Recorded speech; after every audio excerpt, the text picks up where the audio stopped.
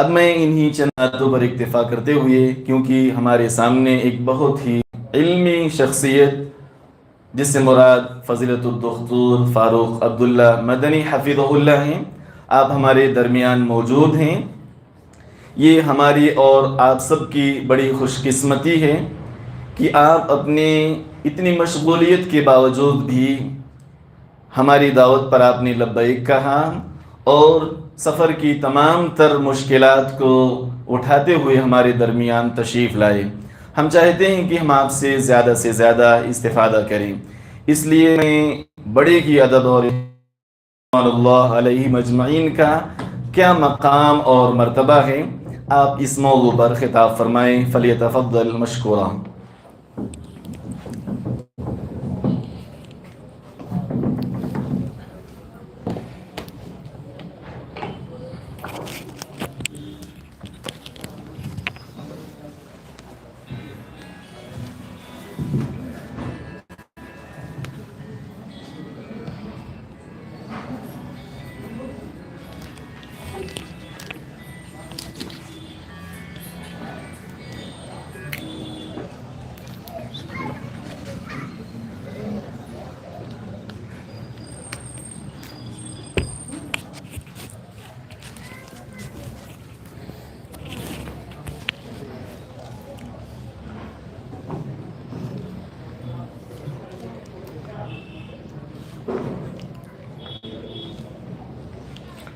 إن الحمد لله نحمده ونستعينه ونستغفره ونعوذ بالله من شرور أنفسنا ومن سيئات أعمالنا من يهده الله فلا مضل له ومن يضلل فلا هادي له وأشهد أن لا إله إلا الله وحده لا شريك له وأشهد أن محمدا عبده ورسوله يا أيها الذين آمنوا اتقوا الله حق تقاته ولا تموتن إلا وأنتم مسلمون يا أيها الناس اتقوا ربكم الذي خلقكم من نفس واحدة وخلق منها زوجها وبث منهما رجالا كثيرا ونساء واتقوا الله الذي تساءلون به والأرحام إن الله كان عليكم رقيبا يا أيها الذين آمنوا اتقوا الله وقولوا قولا سديدا يصلح لكم أعمالكم ويغفر لكم ذنوبكم ومن يطع الله ورسوله فقد فاز فوزا عظيما أما بعد فإن أصدق الحديث كتاب الله وأحسن الهدي هدي محمد صلى الله عليه وسلم وشر الأمور محدثاتها وكل محدثة بدعة وكل بدعة ضلالة وكل ضلالة في النار۔ انتہائی قابل قدر معزز و مکرم سامعین کرام، بزرگان دین و ملت، احباب جماعت، عزیز دوستوں اور پردہ نشین ماؤں بہنوں، ہمارے لیے بڑی سعادت کی بات ہے کہ آج اس مجلس میں ہم ان نفوس قدسیہ کی سیرت کے بارے میں دو چار باتیں سنیں گے جو ہمارے لیے اللہ رب العالمین اس کے رسول کے بعد سب سے بڑے محسن ہیں۔ محترم حاضرین، آج کے درس کا موضوع صحابہ اکرام کے مقام و مرتبے پہ منعقد کیا جا رہا ہے۔ جیسے کہ آپ نے ابھی شیخ سے سنا، مقام صحابہ ہماری گفتگو کا آج موضوع ہے۔ صحابہ اکرام کون تھے؟ آخر ان کی سیرت اور ان کے مقام و مرتبے سے واقفیت ہمارے لیے کیوں ضروری ہے؟ اس بارے میں یقیناً وقتاً فوقتاً مجالس کے اندر، دروس میں اور مختلف اسٹیجوں سے اس کا تذکرہ ہونا چاہیے، کیونکہ یہ موضوع فقط تاریخ سے متعلق نہیں ہے، صرف ہسٹری جاننے کے لیے، تاریخ جاننے کے لیے اس موضوع کا انتخاب نہیں کیا گیا ہے، بلکہ اس کا تعلق ہمارے عقیدے اور ایمان سے ہے۔ آپ سلف صالحین کی عقیدے کے اوپر جو کتابیں ہیں، ایک طرف سے ان تمام کتابوں کو پڑھتے جائیں، کوئی ایسی کتاب آپ کو نہیں ملے گی جس میں صحابہ اکرام کے متعلق ہمارا کیا عقیدہ ہونا چاہیے اس کا تذکرہ نہ ہو۔ چاہے آپ امام احمد ابن حنبل رحمہ اللہ کی اصول السنہ پڑھیں، چاہے امام ابن ابی حاتم الرازی رحمہ اللہ کی اصل السنہ و اعتقاد الدین پڑھیں، چاہے امام بربہاری کی شرح السنہ پڑھیں، امام ابن ابی داؤد رحمہ اللہ کی القصیدہ الحاج پڑھیں، امام بخاری رحمہ اللہ کی اپنے مشائخ کے عقیدے پر لکھی گئی متن پڑھیں، کوئی بھی اس زمانے کی آپ عقیدے کی کتاب اٹھائیں، ضرور بھی ضرور آپ کو ایک باب ملے گا کہ صحابہ اکرام کے متعلق ہمارا کیا عقیدہ ہونا چاہیے۔ وجہ کیا ہے؟ وجہ یہ ہے کہ ان صحابہ اکرام کے متعلق کچھ گمراہ کن افکار و نظریات لوگوں کے ذہنوں میں اسی زمانے سے داخل کرنے کی کوشش کی گئی، اور جو ہمارے سب سے بڑے محسن سے ان سے امت کو بدظن کرنے کی کوشش کی گئی۔ لہذا علماء اکرام نے سختی کے ساتھ اس باطل عقیدے اور فکر کو وہیں پر دفن کرنے کی کوشش کی۔ جب یہ فتنہ اٹھا تو تمام علماء اہل سنت کی طرف سے اس کا رد ہوا، نہایت سختی کے ساتھ رد ہوا، بار بار ہوا، تاکہ کہیں سے بھی کسی مسلمان کے دل میں ان صحابہ اکرام کے تعلق سے بغض، حسد، کینہ، کپٹ داخل نہ ہو جائے اور ان کی دنیا و آخرت تباہ و برباد نہ ہو جائے۔ کیونکہ اللہ رب العالمین نے، اللہ کے رسول صلی اللہ علیہ وسلم نے ان کی محبت کو ایمان کی علامت قرار دیا ہے، ان کے ساتھ بغض و نفرت کو نفاق کی علامت قرار دیا ہے۔ لہذا ان کے ساتھ اگر ہمارے دلوں میں محبت ہے تو یہ ہمارے لیے سعادت کی بات ہے، اور اگر ان کے تعلق سے ہمارے دلوں میں بغض ہے، نفرت ہے، کینہ، کپٹ اور حسد موجود ہے، ان کا تو ہم کچھ بگاڑ نہیں پائیں گے، البتہ اپنی دنیا و آخرت ضرور ہم تباہ و برباد کر لیں گے۔ اسی وجہ سے اس موضوع کو سلف صالحین کے زمانے سے لے کر آج تک علماء اکرام وقتاً فوقتاً مجالس کے اندر ذکر کرتے رہتے ہیں۔ امام مالک رحمہ اللہ، جن کی وفات 179 ہجری ہے، وہ فرماتے ہیں، یعنی دوسری صدی ہجری کے عالم ہے، یہ فرماتے ہیں کہ ہمارے جو اسلاف تھے، ان کے اسلاف کون ہوں گے؟ تابعین، تبع تابعین اور صحابہ اکرام۔ فرماتے ہیں کہ ہمارے جو اسلاف تھے وہ اپنے بچوں کو ابو بکر اور عمر رضی اللہ تعالی عنہما کی محبت اسی طرح سکھاتے تھے، تعلیم دیتے تھے، جیسے کہ قرآن کی کسی سورہ کی تعلیم دیتے تھے۔ یہ ان کی زندگی کا اہم حصہ تھا، اہم فریضہ تھا، اہم ڈیوٹی مانتے تھے وہ۔ جیسے آج بھی ہم اپنے بچوں کو پڑھنا لکھنا سکھاتے ہیں۔ ایک چھوٹا بچہ جب پڑھنا لکھنا شروع کرتا ہے، وہ الف با تا ثا سے واقف نہیں ہے، اے بی سی ڈی سے واقف نہیں ہے، تو کتنی محنت لگتی ہے اسے سکھانے میں۔ ایک بچہ قرآن پڑھنا سیکھ جائے، قرآن کی سورتوں کو پڑھنا سیکھ جائے، تو جو سب سے پہلے مرحلے کا معلم ہوتا ہے، وہ جتنی تکلیفیں برداشت کرتا ہے، بڑے درجوں میں آنے کے بعد اس درجے کے معلم اتنی محنت نہیں کرتے۔ حالانکہ ان کو اتنا کریڈٹ نہیں مل پاتا، لیکن ان کی محنت سب سے زیادہ ہوتی ہے، سب سے زیادہ یہی صبر کرتے ہیں۔ چھوٹے بچے جو ابھی پڑھنا لکھنا جانتے نہیں، ان کی طبیعت میں کھیلنا کودنا موجود ہے، ان کے ساتھ صبر کرتے ہوئے انہیں تعلیم دینا اور انہیں راستے پر لانا انتہائی مشکل کام ہے۔ جو لوگ یہ فریضہ انجام دیتے ہیں وہی بہتر طریقے سے اسے سمجھ سکتے ہیں، یا جو والدین اپنے بچوں کو اس طرح بنیادی تعلیم دیتے ہیں، انہیں پڑھنا لکھنا سکھاتے ہیں، وہ اچھی طرح جانتے ہیں کتنی محنت کرنی پڑتی ہے۔ امام مالک رحمہ اللہ فرماتے ہیں کہ جیسے ہم اپنے بچوں کو قرآن کی صورتیں سکھاتے ہیں اور ان پر حد سے زیادہ محنت کرتے ہیں، ہمارے اسلاف کو ہم نے یہ دیکھا کہ وہ ابو بکر و عمر کی محبت ان کے دلوں میں ڈالنے کے لیے اسی طرح محنت کرتے تھے۔ آج اگر ہمارے نئے جنریشن کے اندر صحابہ اکرام کے تعلق سے وہ محبت موجود نہیں ہے، بلکہ محبت تو دور کی بات ان کی سیرت سے واقف نہیں ہے، ان کے تعلق سے بدظن ہے، تو اس کی وجہ یہی ہے کہ ہم نے وہ محنت کی ہی نہیں، بلکہ ہم خود ان صحابہ اکرام، ان محسنین کی سیرت سے جاہل ہیں، غافل ہیں، ہمیں خود نہیں پتا کہ وہ کون تھے، ان کے کیا ہم پر احسانات ہیں، کیا انہوں نے ہمارے لیے کیا ہے۔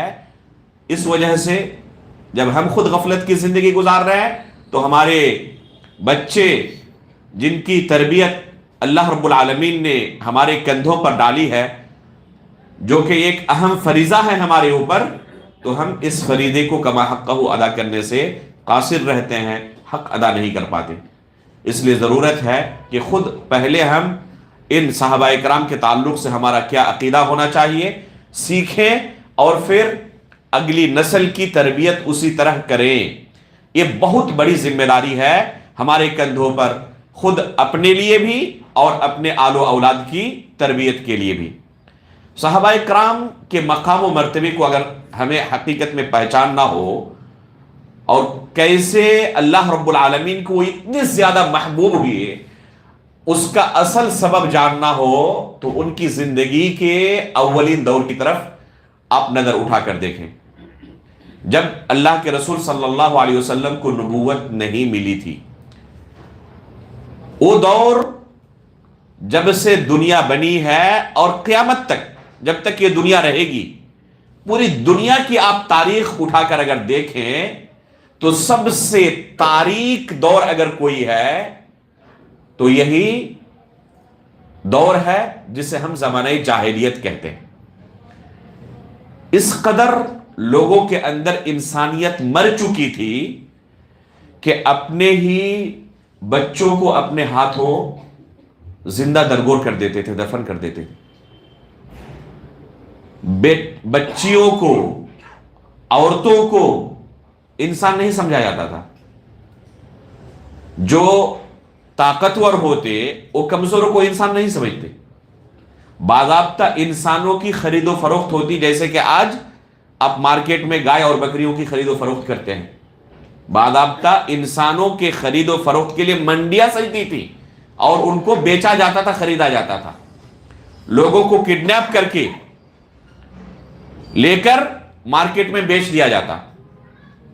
باضابطہ انہیں پتا تھا کہ ہم اگر کسی طرح کسی کو کڈنیپ کر لیتے ہیں تو اسے مارکیٹ میں بیچ سکتے ہیں اور اچھا خاصا اس طریقے سے منافع کما سکتے ہیں۔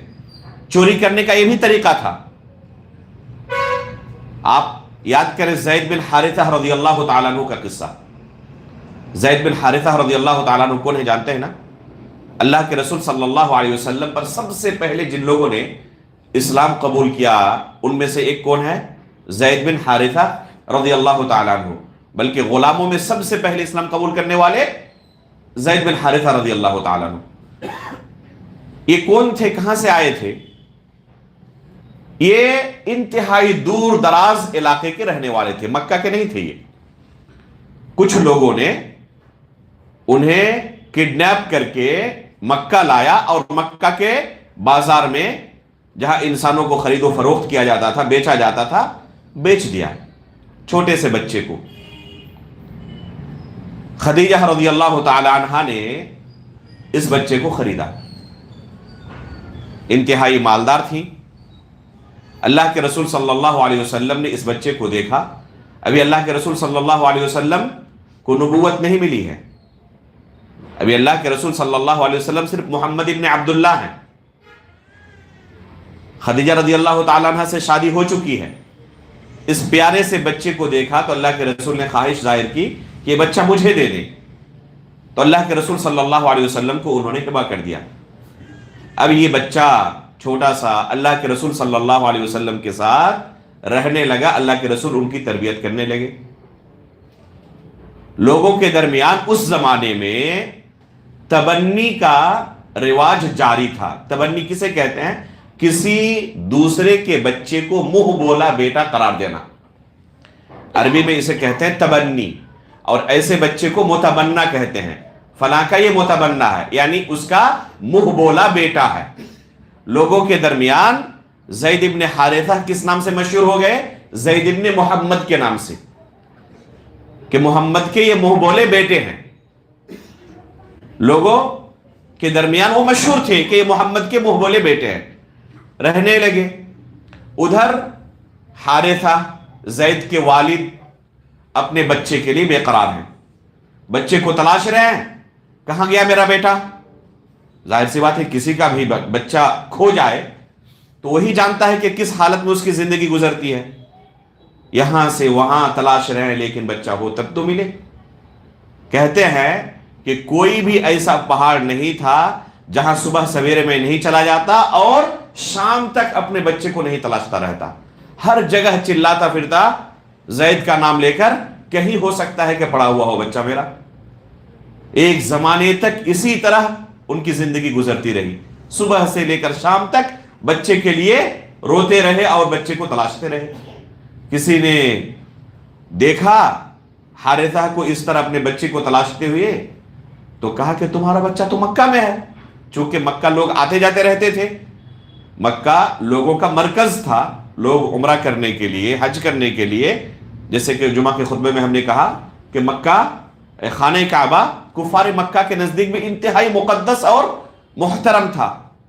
لوگ آتے جاتے رہتے تھے. دیکھا مکہ والے تاجر تھے، تجارت کے لیے لوگ جاتے رہتے تھے. لوگوں نے جب دیکھا اس بچے کو مکہ میں تو ان کے والد کو خبر دی کہ تمہارا بیٹا تو مکہ میں ہے. جیسے خبر ملی وہاں سے بھاگتے ہوئے مکہ آئے. پوچھا کہاں ہے؟ کہا کہ محمد کے بیٹے ہیں وہ. محمد نے اسے اپنا متبنہ بنا لیا ہے، منہ بولا بیٹا بنا لیا ہے. اللہ کے رسول صلی اللہ علیہ وسلم کے پاس حارثہ پہنچے، دیکھا کہ بیٹا موجود ہے، زید موجود ہے یہاں پہ. کہا کہ یہ میرے بیٹے ہیں، کسی نے کڈنیپ کر کے آ کر یہاں بیچ دیا تھا، اس لیے گزارش ہے کہ مجھے میرا بیٹا واپس کر دے. آپ نے خریدا ہے، آپ کا مال ہے یہ، تو جو پیسہ لگے گا ہم دیں گے، لیکن ہم اپنا بیٹا واپس کر دے. تو اللہ کے رسول صلی اللہ علیہ وسلم نے کیا کہا کہ اگر زید جانا چاہے تو مجھے کوئی اعتراض نہیں، بس اپنے بچے سے بات کر لیں، زید سے بات کر لیں، اگر وہ جانا چاہے آپ کے ساتھ تو چلے جائیں، ہمیں کوئی اعتراض نہیں ہے. ذرا غور کریں اللہ کے رسول صلی اللہ علیہ وسلم کی سیرت پر. ابھی نبوت نہیں ملی ہے اور چند دنوں تک رہنے کا اثر یہ ہے. زید رضی اللہ تعالیٰ عنہ کیا کہتے ہیں اللہ کے رسول؟ آپ کے بعد، اس وقت اللہ کے رسول نہیں بنے تھے، کہ آپ کے ساتھ رہنے کے بعد میں پوری دنیا چھوڑ سکتا ہوں، آپ کو نہیں چھوڑ سکتا. اپنے والد کے ساتھ جانے سے انکار کر دیا کہ آپ کو نہیں چھوڑ سکتا میں. بالآخر جب دیکھا باپ نے کہ یہاں پر بچے کو کوئی تکلیف نہیں، بلکہ جتنی رعایت میں کر سکتا ہوں، اہتمام کر سکتا ہوں، اس سے کہیں زیادہ اسے یہاں پر اہتمام مل رہا ہے، رعایت مل رہی ہے، حقوق مل رہے ہیں. بالآخر بچے پر زبردستی نہیں کی، اللہ کے رسول صلی اللہ علیہ وسلم کے ساتھ رہے وہ. اور جیسے اللہ کے رسول کو نبوت ملی، سب سے پہلے جن لوگوں نے اسلام قبول کیا ان میں ایک زید ابن حارثہ رضی اللہ تعالیٰ عنہ ہیں. تو زید ابن حارثہ رضی اللہ تعالیٰ عنہ ان صحابہ اکرام میں سے ہے جو اصل غلام تھے پہلے، اور اس کے بعد انہوں نے اسلام قبول کیا. اللہ کے رسول صلی اللہ علیہ وسلم کے انتہائی محبوب، اور ان کا جو لڑکا ہوا اسامہ بن زید وہ بھی انتہائی محبوب. آپ واقعات کریں، جب ایک خاتون نے چوری کی تھی فاطمہ نامی، تو لوگوں نے سفارش کے لیے کن کا انتخاب کیا؟ اسامہ بن زید کا، کہ وہی اگر سفارش کرے تو اللہ کے رسول مان سکتے ہیں. انتہائی محبوب، اللہ کے رسول ان کی سفارش رد نہیں کر سکتے. ان کا لقب ہی ہے الحب ابن الحب، کہ محبوب کے بیٹے محبوب ہیں وہ، یعنی اللہ کے رسول کے اتنے زیادہ وہ محبوب ہیں. قرآن کریم میں بس ایک صحابی کا تذکرہ آیا ہے صراحت کے ساتھ، وہ کون ہے؟ زید رضی اللہ تعالیٰ عنہ. فلما قضى زید منها وطرا زوجناکها. کہ جب زید رضی اللہ تعالی عنہ سے زینب رضی اللہ تعالی عنہ کا رشتہ یہ ختم ہوا، اور اللہ رب العالمین کیا فرماتے ہیں کہ ہم نے زینب رضی اللہ تعالی عنہ سے اے رسول آپ کا نکاح کرا دیا. اسی لیے زینب رضی اللہ تعالی عنہ دوسری امہات المؤمنین پر فخر کرتے ہوئے کہتی تھی زوجکن اہالیکن وزوجنی اللہ عز وجل من فوق 7 سماوات. تمہاری شادی تمہارے والدین نے اللہ کے رسول کے ساتھ کرائی ہے، لیکن میری شادی اللہ رب العالمین نے 7ویں آسمان کے اوپر سے اللہ کے رسول کے ساتھ کرائی ہے، کسی انسان نے نہیں. اللہ رب العالمین نے میری شادی اللہ کے رسول کے ساتھ فکس کی ہے. تو یہ زید رضی اللہ تعالیٰ عنہ ہیں جن کا یہ مقام و مرتبہ ہے. خلاصہ کلام یہ کہنا یہ چاہتا تھا کہ اللہ کے رسول صلی اللہ علیہ وسلم نے جب اپنی دعوت لوگوں کے درمیان شروع کی، وہ ماحول کیسا تھا؟ انسانوں کو خرید و فروخت کیا جاتا تھا، بیچا جاتا تھا، گاجر مولی کی طرح اور جانوروں کی طرح. جس طرح منڈیاں ان کی لگتی ہے، انسانوں کی بھی منڈیاں لگتی تھی اور انسانوں کو خرید و فروخت کیا جاتا تھا. عیب کی بات نہیں تھی یہ. کسی چھوٹی چھوٹی بات پر جنگ شروع ہو جاتی تو جنگ شروع ہونے کے بعد اب رکنے کا نام نہیں لیتی. بعض جنگوں کی تاریخ آپ پڑھیں، جیسے جنگ فجار ہے، اور بعض جنگوں کی تاریخ پڑھیں، پائیں گے ایک لمبی مدت تک جاری رہی. بعض جنگیں تو 100 سال تک جاری رہی. 100 سال تک دو قبیلوں کے درمیان جنگ جاری ہے، ایک دوسرے کے خون کے پیاسے. یہ ان کے قبیلے میں نہیں جا سکتے، ان کے علاقے میں نہیں جا سکتے. اگر گئے خون کر دیا جائے گا، مرڈر کر دیا جائے گا. وہ اگر یہاں ان کی طرف آ گئے واپس نہیں جائیں گے زندہ. اس طرح کی حالت تھی. لوگ ایک دوسرے کے خلاف ہمیشہ تلوار لے کر کھڑے رہتے تھے، خون کے پیاسے تھے ایک دوسرے کے. اس حالت میں اللہ کے رسول صلی اللہ علیہ وسلم کو اللہ رب العالمین نے نبی بنا کر بھیجا ان کے درمیان. اللہ کے رسول صلی اللہ علیہ وسلم نے اسلام کی دعوت شروع کی. جو لوگ اللہ کے رسول کی دعوت قبول کیے وہ کیا بنے؟ وہ صحابی بنے. یہ ہے صحابہ اکرام. ان کی زندگی کا ایک حصہ اس دور میں گزرا ہے جو دنیا کی تاریخ کا سب سے تاریک دور ہے. اب ایک دوسری زندگی اللہ کے رسول صلی اللہ علیہ وسلم کے ساتھ ان کی شروع ہو رہی ہے.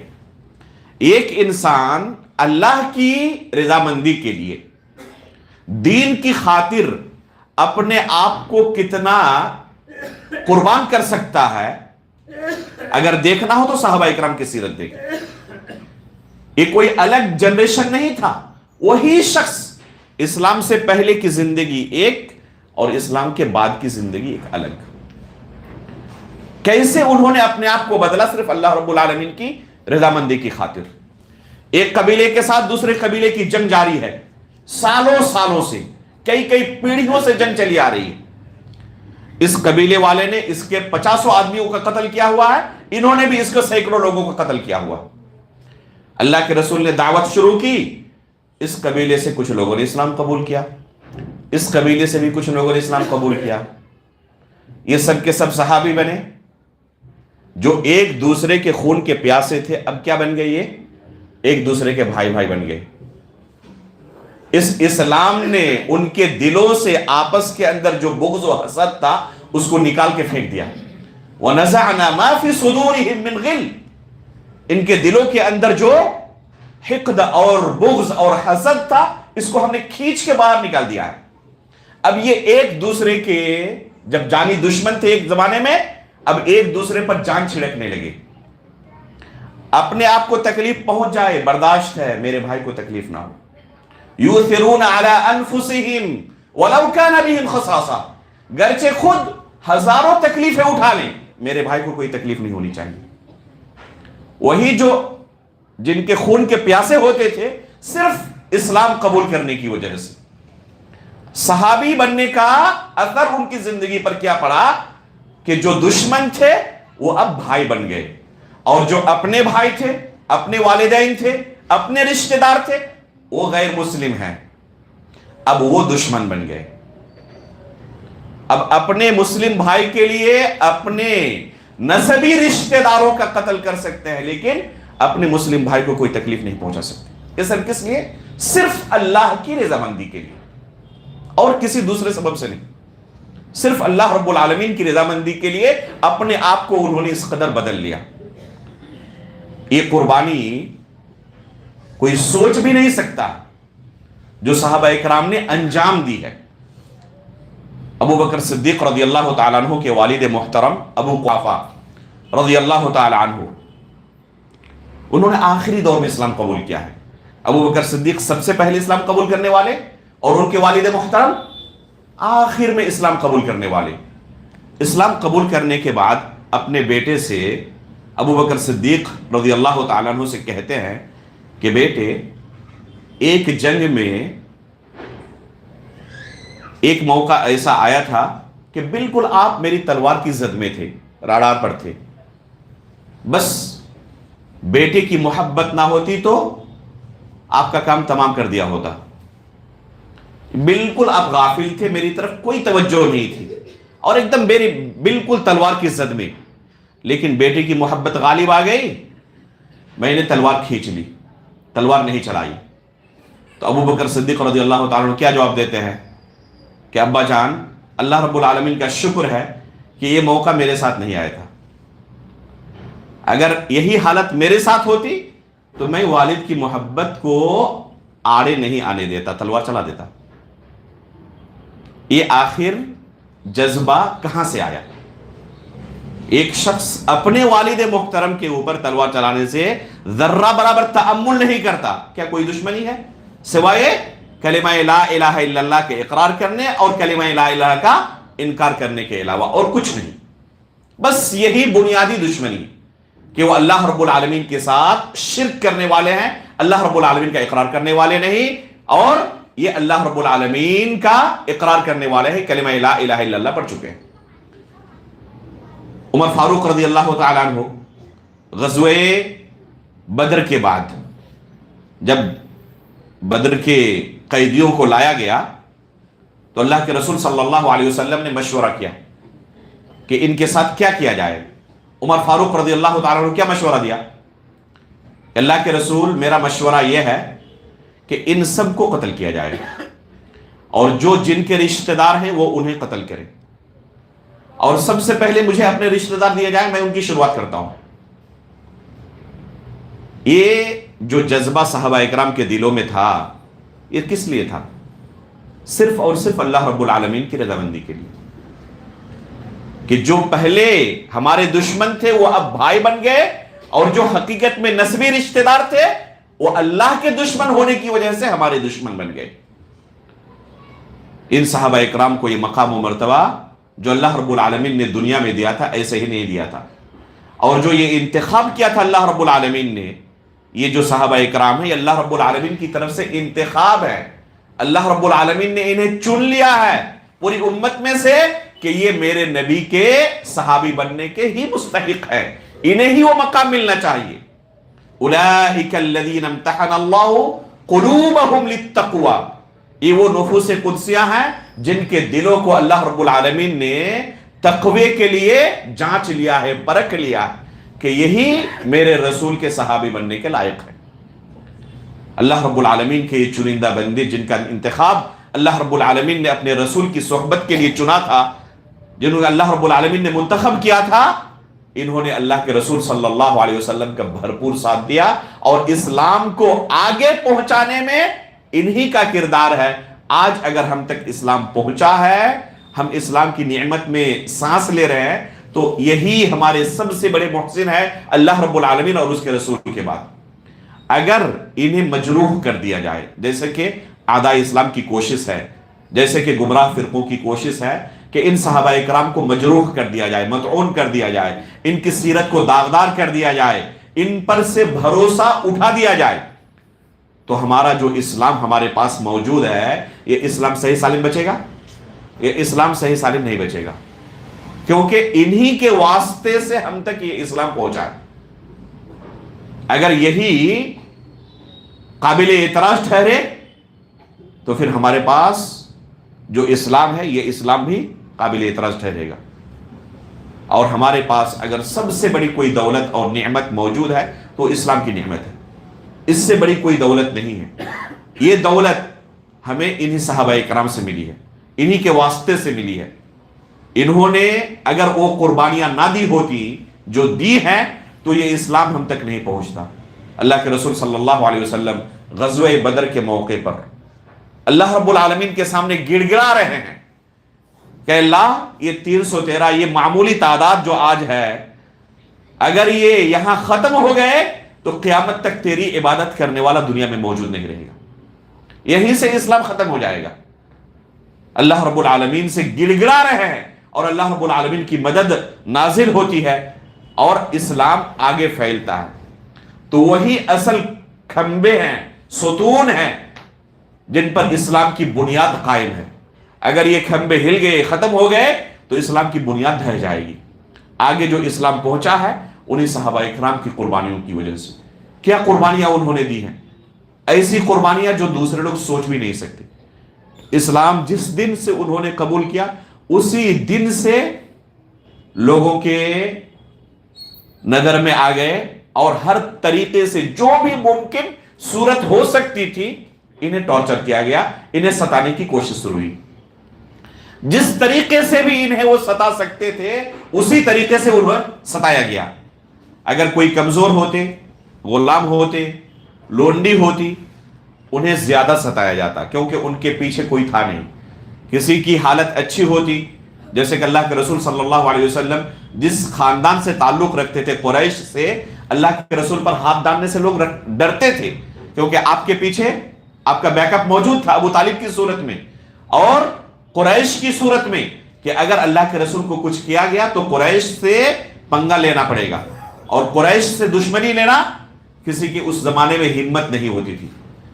تو اللہ کے رسول صلی اللہ علیہ وسلم کو اس وجہ سے وہ تکلیفیں نہیں دی گئی جو بعد دوسرے صحابہ اکرام کو دی گئی ہیں۔ ان صحابہ اکرام کو ہر طریقے سے ستایا گیا۔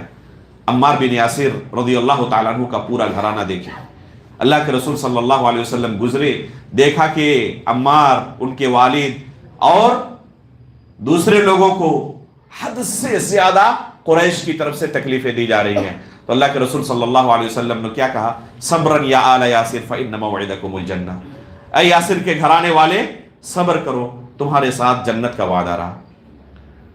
جنت کے وعدے کی بنا پر یہ صبر کرتے رہے ان تمام مشکلات کو۔ سمیہ رضی اللہ تعالی عنہ کو زندہ کاٹ دیا گیا، ان کے ساتھ عصمت دری کی گئی اور ہر طریقے سے انہیں ٹارچر کیا گیا۔ ان مصیبتوں کو دیکھ کر جب اللہ کے رسول صلی اللہ علیہ وسلم برداشت نہیں کر سکے تو ان صحابہ اکرام کو مشورہ دیا کہ آپ کی تکلیفیں اب دیکھی نہیں جا رہی ہیں، کلیجہ پھٹ رہا ہے آپ کی تکلیفوں کو دیکھ کر، اگر ہو سکے تو یہ گھر بار چھوڑ دیں اور ایک ایسے علاقے میں چلے جائیں جہاں کے بارے میں ہم نے سنا ہے کہ وہاں کے بادشاہ بڑے امن پسند ہیں، انصاف پسند ہیں۔ انشاءاللہ امید ہے کہ اس علاقے میں آپ آزادی کے ساتھ اللہ رب العالمین کی عبادت کر پائیں گے، اپنے اسلام کی حفاظت کے لیے بس، اور دنیا میں کسی مقصد سے نہیں۔ اپنے گھر بار کو صحابہ اکرام نے چھوڑ دیا۔ کہاں کے لیے نکل پڑے؟ ملک حبشہ کے لیے۔ ملک حبشہ کہاں ہے؟ آج آپ میپ دیکھیں پائیں گے افریقہ کے اندر دو چھوٹے چھوٹے ملک ہیں، ایتھوپیا کے نام سے اور کینیا کے نام سے۔ کینیا معروف ہی ہے، جانتے ہیں، کینیا کی راجدھانی ہے نیروبی اور ایتھوپیا کی راجدھانی ہے مومباسا۔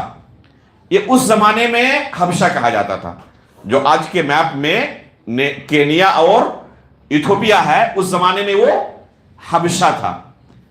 آج آپ دیکھ لیں کہ مکہ سے ایتھوپیا اور کینیا کی دوری کتنی ہے۔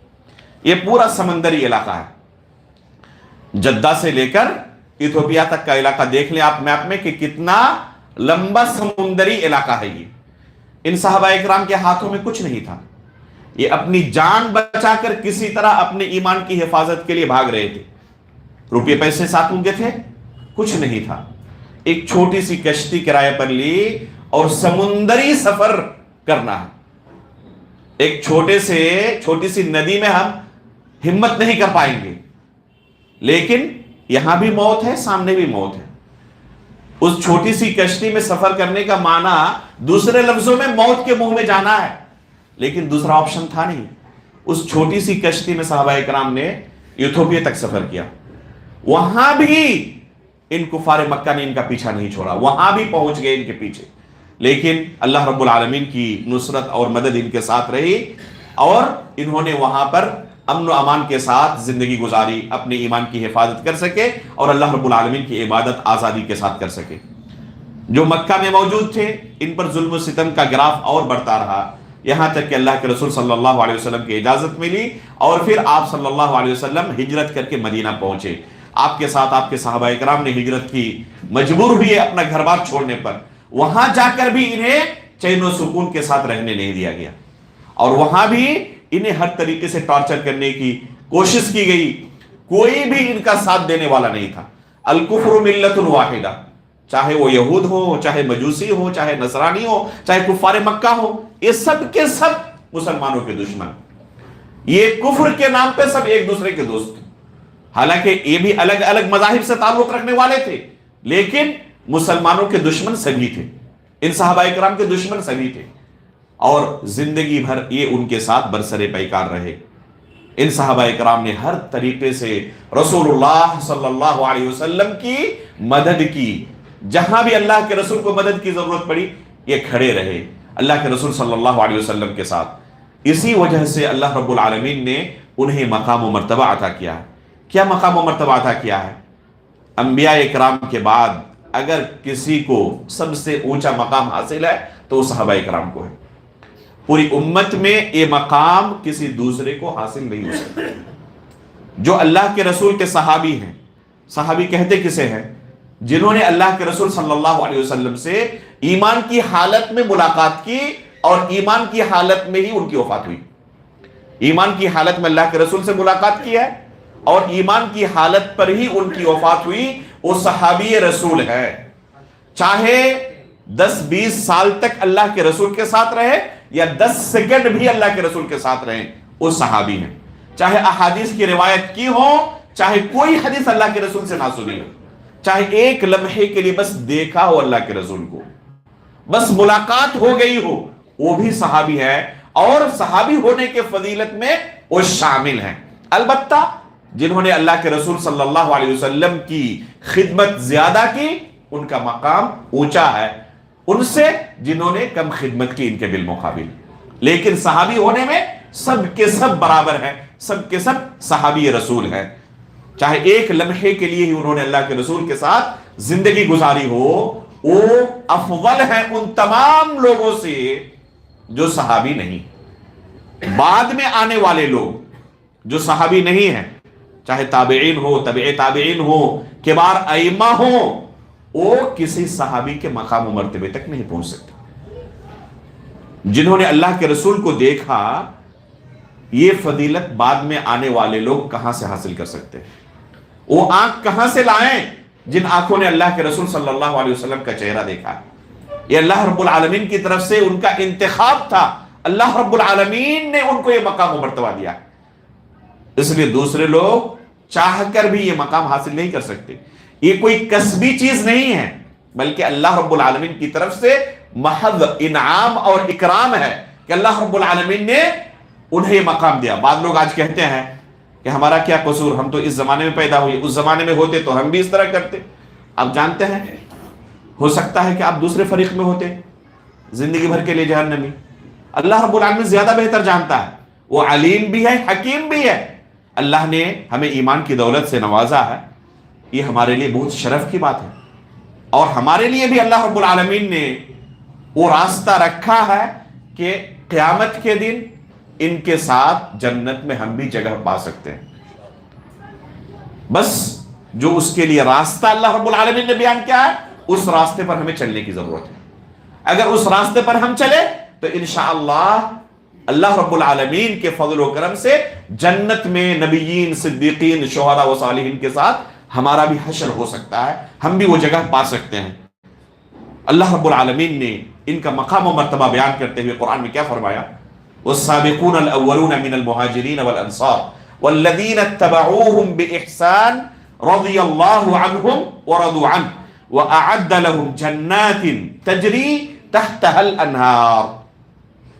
یہ ان صحابہ اکرام کا مقام و مرتبہ ہے، اور بعد میں آنے والے لوگ کیسے ان کے مقام تک پہنچے جنت میں، اور جنت میں کیسے ان کے ساتھ جگہ پائیں، اللہ رب العالمین نے اس آیت میں وہ راستہ بھی ہمیں دکھایا ہے کیا فرمایا اللہ رب العالمین نے؟ سورہ توبہ کی آیت ہے والسابقون الاولون من المہاجرین والانصار والذین اتبعوہم باحسان.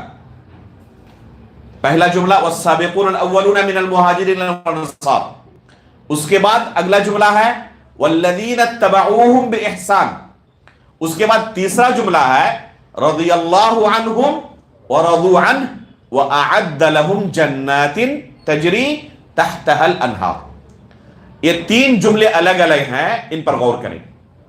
پہلے نمبر پر اللہ تعالیٰ نے کیا فرمایا کہ مہاجرین اور انصار میں سے جو سب سے پہلے اسلام لانے والے ہیں ان کے لیے کوئی اور قید نہیں لگائی. ان دونوں کا تذکرہ کرنے کے بعد رزلٹ کیا بیان کیا؟ رضی اللہ عنہم ورضوا عنہ، اللہ رب العالمین ان سے راضی ہوں گے، ان کو راضی کریں گے، اور ان کے لیے اللہ تعالیٰ نے جنت تیار کر رکھی ہے جس کے نیچے نہریں جاری ہوں گی. وَأَعَدَّ لَهُمْ جَنَّاتٍ تَجْرِي تَحْتَهَا الْأَنْهَارُ. تو اللہ کی رضامندی کسے حاصل ہوگی؟ اللہ نے جنت کن کے لیے بنا رکھی ہے؟ اس کے لیے دو جملے اللہ نے ذکر کیے. پہلے نمبر پر کہا وَالسَّابِقُونَ الْأَوَّلُونَ مِنَ الْمُهَاجِرِينَ وَالْأَنصَارِ. پہلا طبقہ جو ہے ان کے لیے صرف مہاجر یا انصار میں سے ہونا کافی، اور کوئی دوسری شرط نہیں. ان کے لیے کوئی دوسری قید اللہ تعالیٰ نے ذکر نہیں کی، بس مہاجرین میں سے ہے یا انصار میں سے ہے، کافی ہے رضی اللہ عنہم ورضوا عنہ ہونے کے لیے، کافی ہے جنتی ہونے کے لیے. لیکن بعد میں آنے والے لوگ والذین اتبعوہم باحسان، بعد میں آنے والے لوگ کیا جنت نہیں پا سکتے ہیں؟ اللہ کی رضامندی نہیں پا سکتے؟ پا سکتے ہیں، شرط ہے ان کے لیے. صحابہ کرام کے لیے کوئی شرط نہیں، بس صحابی ہونا جنت جانے کے لیے کافی. لیکن بعد والوں کے لیے کافی نہیں ہے، ان کے لیے شرط ہے. شرط کیا ہے؟ ان صحابہ کرام کے نقش قدم پر چلنا پڑے گا. اگر کوئی ان صحابہ کرام کے نقش قدم پر چلے تو وہ بھی رضی اللہ عنہم ورضوا عنہ میں شامل ہو سکتے ہیں، ان کے لیے بھی جنت کا وعدہ ہو سکتا ہے. تو اللہ رب العالمین نے اس آیت کے اندر صحابہ کرام کا مقام و مرتبہ بیان کیا ہے کہ یہ صرف صحابی ہو جانا جنتی ہونے کے لیے کافی. اللہ رب العالمین نے ایک دوسری آیت کے اندر کیا فرمایا؟ لقد رضی اللہ عن المؤمنین اذ یبایعونک تحت الشجرہ. اللہ رب العالمین ان مؤمنوں سے راضی ہو گئے. اللہ تعالیٰ اپنی رضامندی کا اعلان کر رہے ہیں. کون مؤمنین؟ جو آپ کے ہاتھ پر درخت کے نیچے بیعت کر رہے ہیں. یہ کون سی بیعت ہے؟ بیعت رضوان. اس بیعت کو بیعت رضوان کہتے ہیں، جو صلح حدیبیہ کے موقع پر 1400 صحابہ کرام نے اللہ کے رسول صلی اللہ علیہ وسلم کے ہاتھ پر بیعت کی تھی. ان تمام صحابہ کرام کے لیے اللہ رب العالمین نے اپنی رضامندی کا اعلان کیا. کیا یہ صرف 1400 صحابہ کرام کے لیے ہی خاص ہے یا یہ فضیلت تمام کے لیے ہے؟ یہ فضیلت تمام کے لیے ہے. یہاں پر ایک خاص موقع پر اللہ رب العالمین نے صرف ان کا الگ سے تذکرہ کیا، ان کے مقام و مرتبے کو واضح کرنے کے لیے. انجینئر محمد علی مرزا اس آیت کو پڑھ کر کیا استدلال کرتا ہے کہ رضی اللہ عنہ کا یہ لقب جو ہے وہ صرف بیعت رضوان میں شامل ہونے والے 1400 صحابہ کرام کے لیے خاص ہے، کسی دوسرے کے لیے نہیں. کیونکہ اللہ تعالیٰ نے صرف ان کے لیے کہا ہے رضی اللہ عنہ ورضوا عنہ، اور کسی دوسرے کے لیے نہیں کہا. اس لیے انجینئر محمد علی مرزا کیا کہتا ہے دوسرے صحابہ کرام کے بارے میں، اور خصوصاً اس کا مقصد کیا ہے؟ اس کا مقصد ہے کہ بعد میں فتح مکہ کے بعد جن صحابہ کرام نے اسلام قبول کیا ان کے اوپر لعن طعن کرے، ان کے اوپر انگلی اٹھائے، زبان درازی کرے، اور خصوصی طور پر معاویہ رضی اللہ تعالیٰ عنہ پر اور ان کے والد محترم ابو سفیان رضی اللہ تعالیٰ عنہ پر، کیونکہ انہوں نے بعد میں اسلام قبول کیا ہے. لہذا کہتے ہیں کہ ان کے لیے رضی اللہ عنہ نہیں کہہ سکتے ہم. نعوذ باللہ من ذالک. اگر انجینئر علی مرزا کی بات کو 1 منٹ کے لیے بالفرض تسلیم بھی کر لیں تو جو صحابہ اکرام جنگ بدر کے اندر، جنگ احد کے اندر شہید ہو چکے تھے وہ ان 1400 میں شامل ہیں، موجود تھے یہاں پر.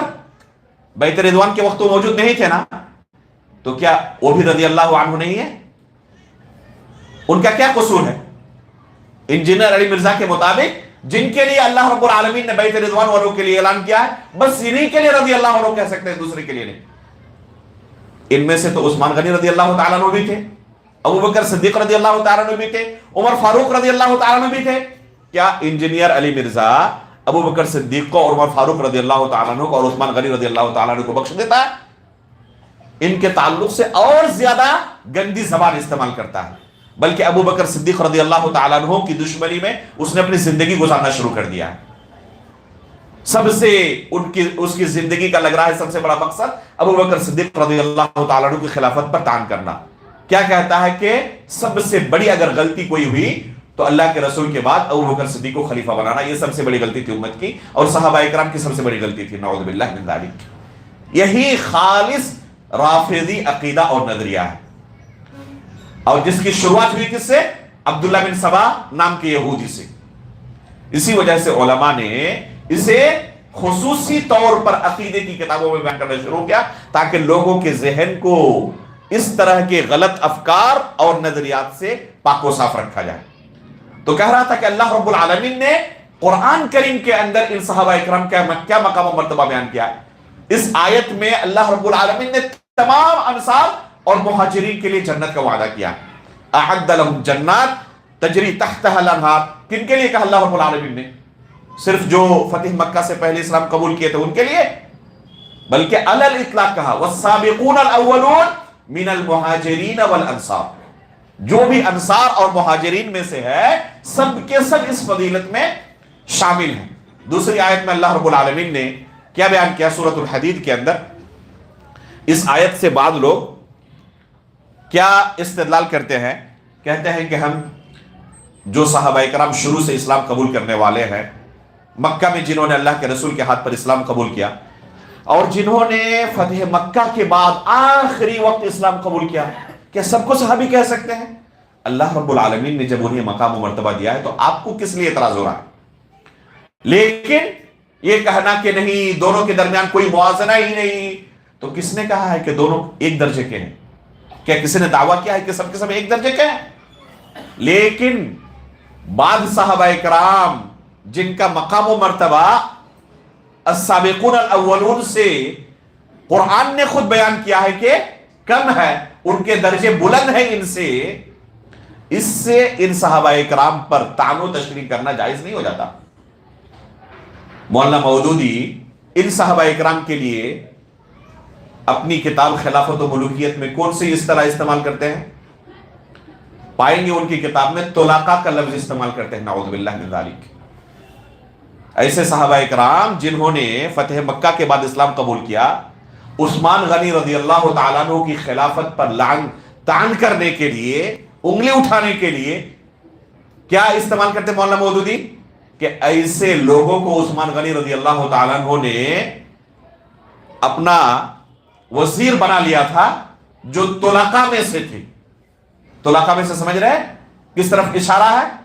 اللہ کے رسول صلی اللہ علیہ وسلم نے فتح مکہ کے وقت کیا اعلان کیا تھا؟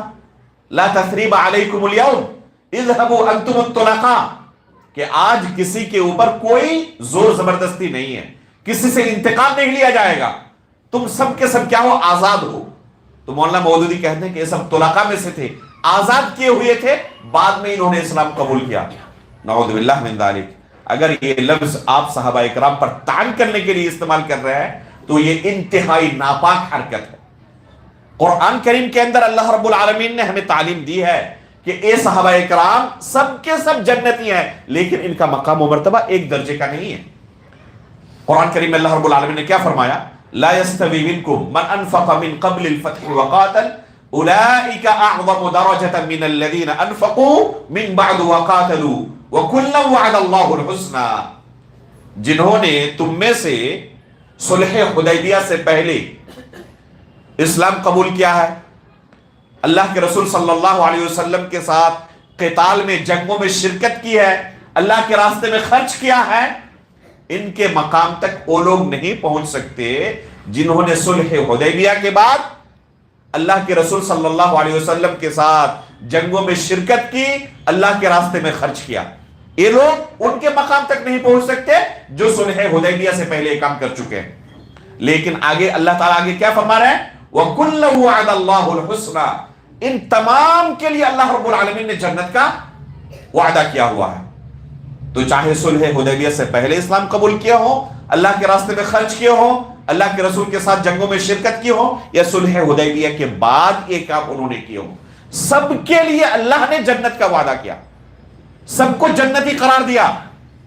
لہذا آخری لحظے میں بھی اگر کسی نے اللہ کے رسول کے ہاتھ پر اسلام قبول کیا ہے تو اس آیت کی روشنی میں وہ جنتی ہے، اس آیت کی روشنی میں وہ صحابی رسول ہے اور وہ جنتی ہے. البتہ جو صلح حدیبیہ سے قبل اسلام قبول کرنے والے ہیں، اللہ کے رسول کے ساتھ جنگوں میں شرکت کرنے والے ہیں، پہلے دن سے اللہ کے رسول کا ساتھ دینے والے ہیں، بعد میں اسلام قبول کرنے والے ان کے مقام تک نہیں پہنچ سکتے. یہ خود قرآن نے ہمیں کہا ہے، اس لیے کوئی مسلمان ہی نہیں کہتا، لیکن اس وجہ سے آپ بعد والوں پر تنقید کریں، اس کی اسلام اجازت نہیں دیتا. سب کے سب محترم ہیں، سب کے سب اللہ کے رسول کے صحابی ہیں، اللہ کے رسول صلی اللہ علیہ وسلم پر جان چھڑکنے والے اور اللہ کے رسول صلی اللہ علیہ وسلم کی احادیث کو دوسروں تک پہنچانے والے، اور اللہ کے رسول صلی اللہ علیہ وسلم نے جو اسلام انہیں دیا تھا اس اسلام کو دوسروں تک پہنچانے والے ہیں. اللہ رب العالمین نے ان کے کندھوں پر ایک بہت بڑی امانت ڈالی تھی، اسلام کو کما حقہ اگلی نسل تک پہنچا دینا.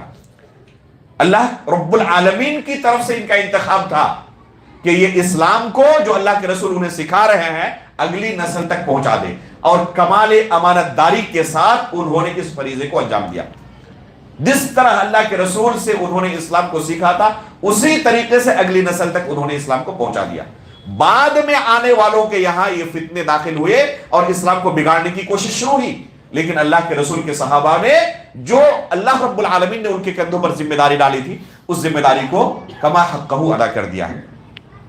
تو یہ ان صحابہ اکرام کا مقام و مرتبہ ہے کہ اللہ رب العالمین نے انہیں دنیا میں ہی جنت کی خوشخبری سنائی ہے.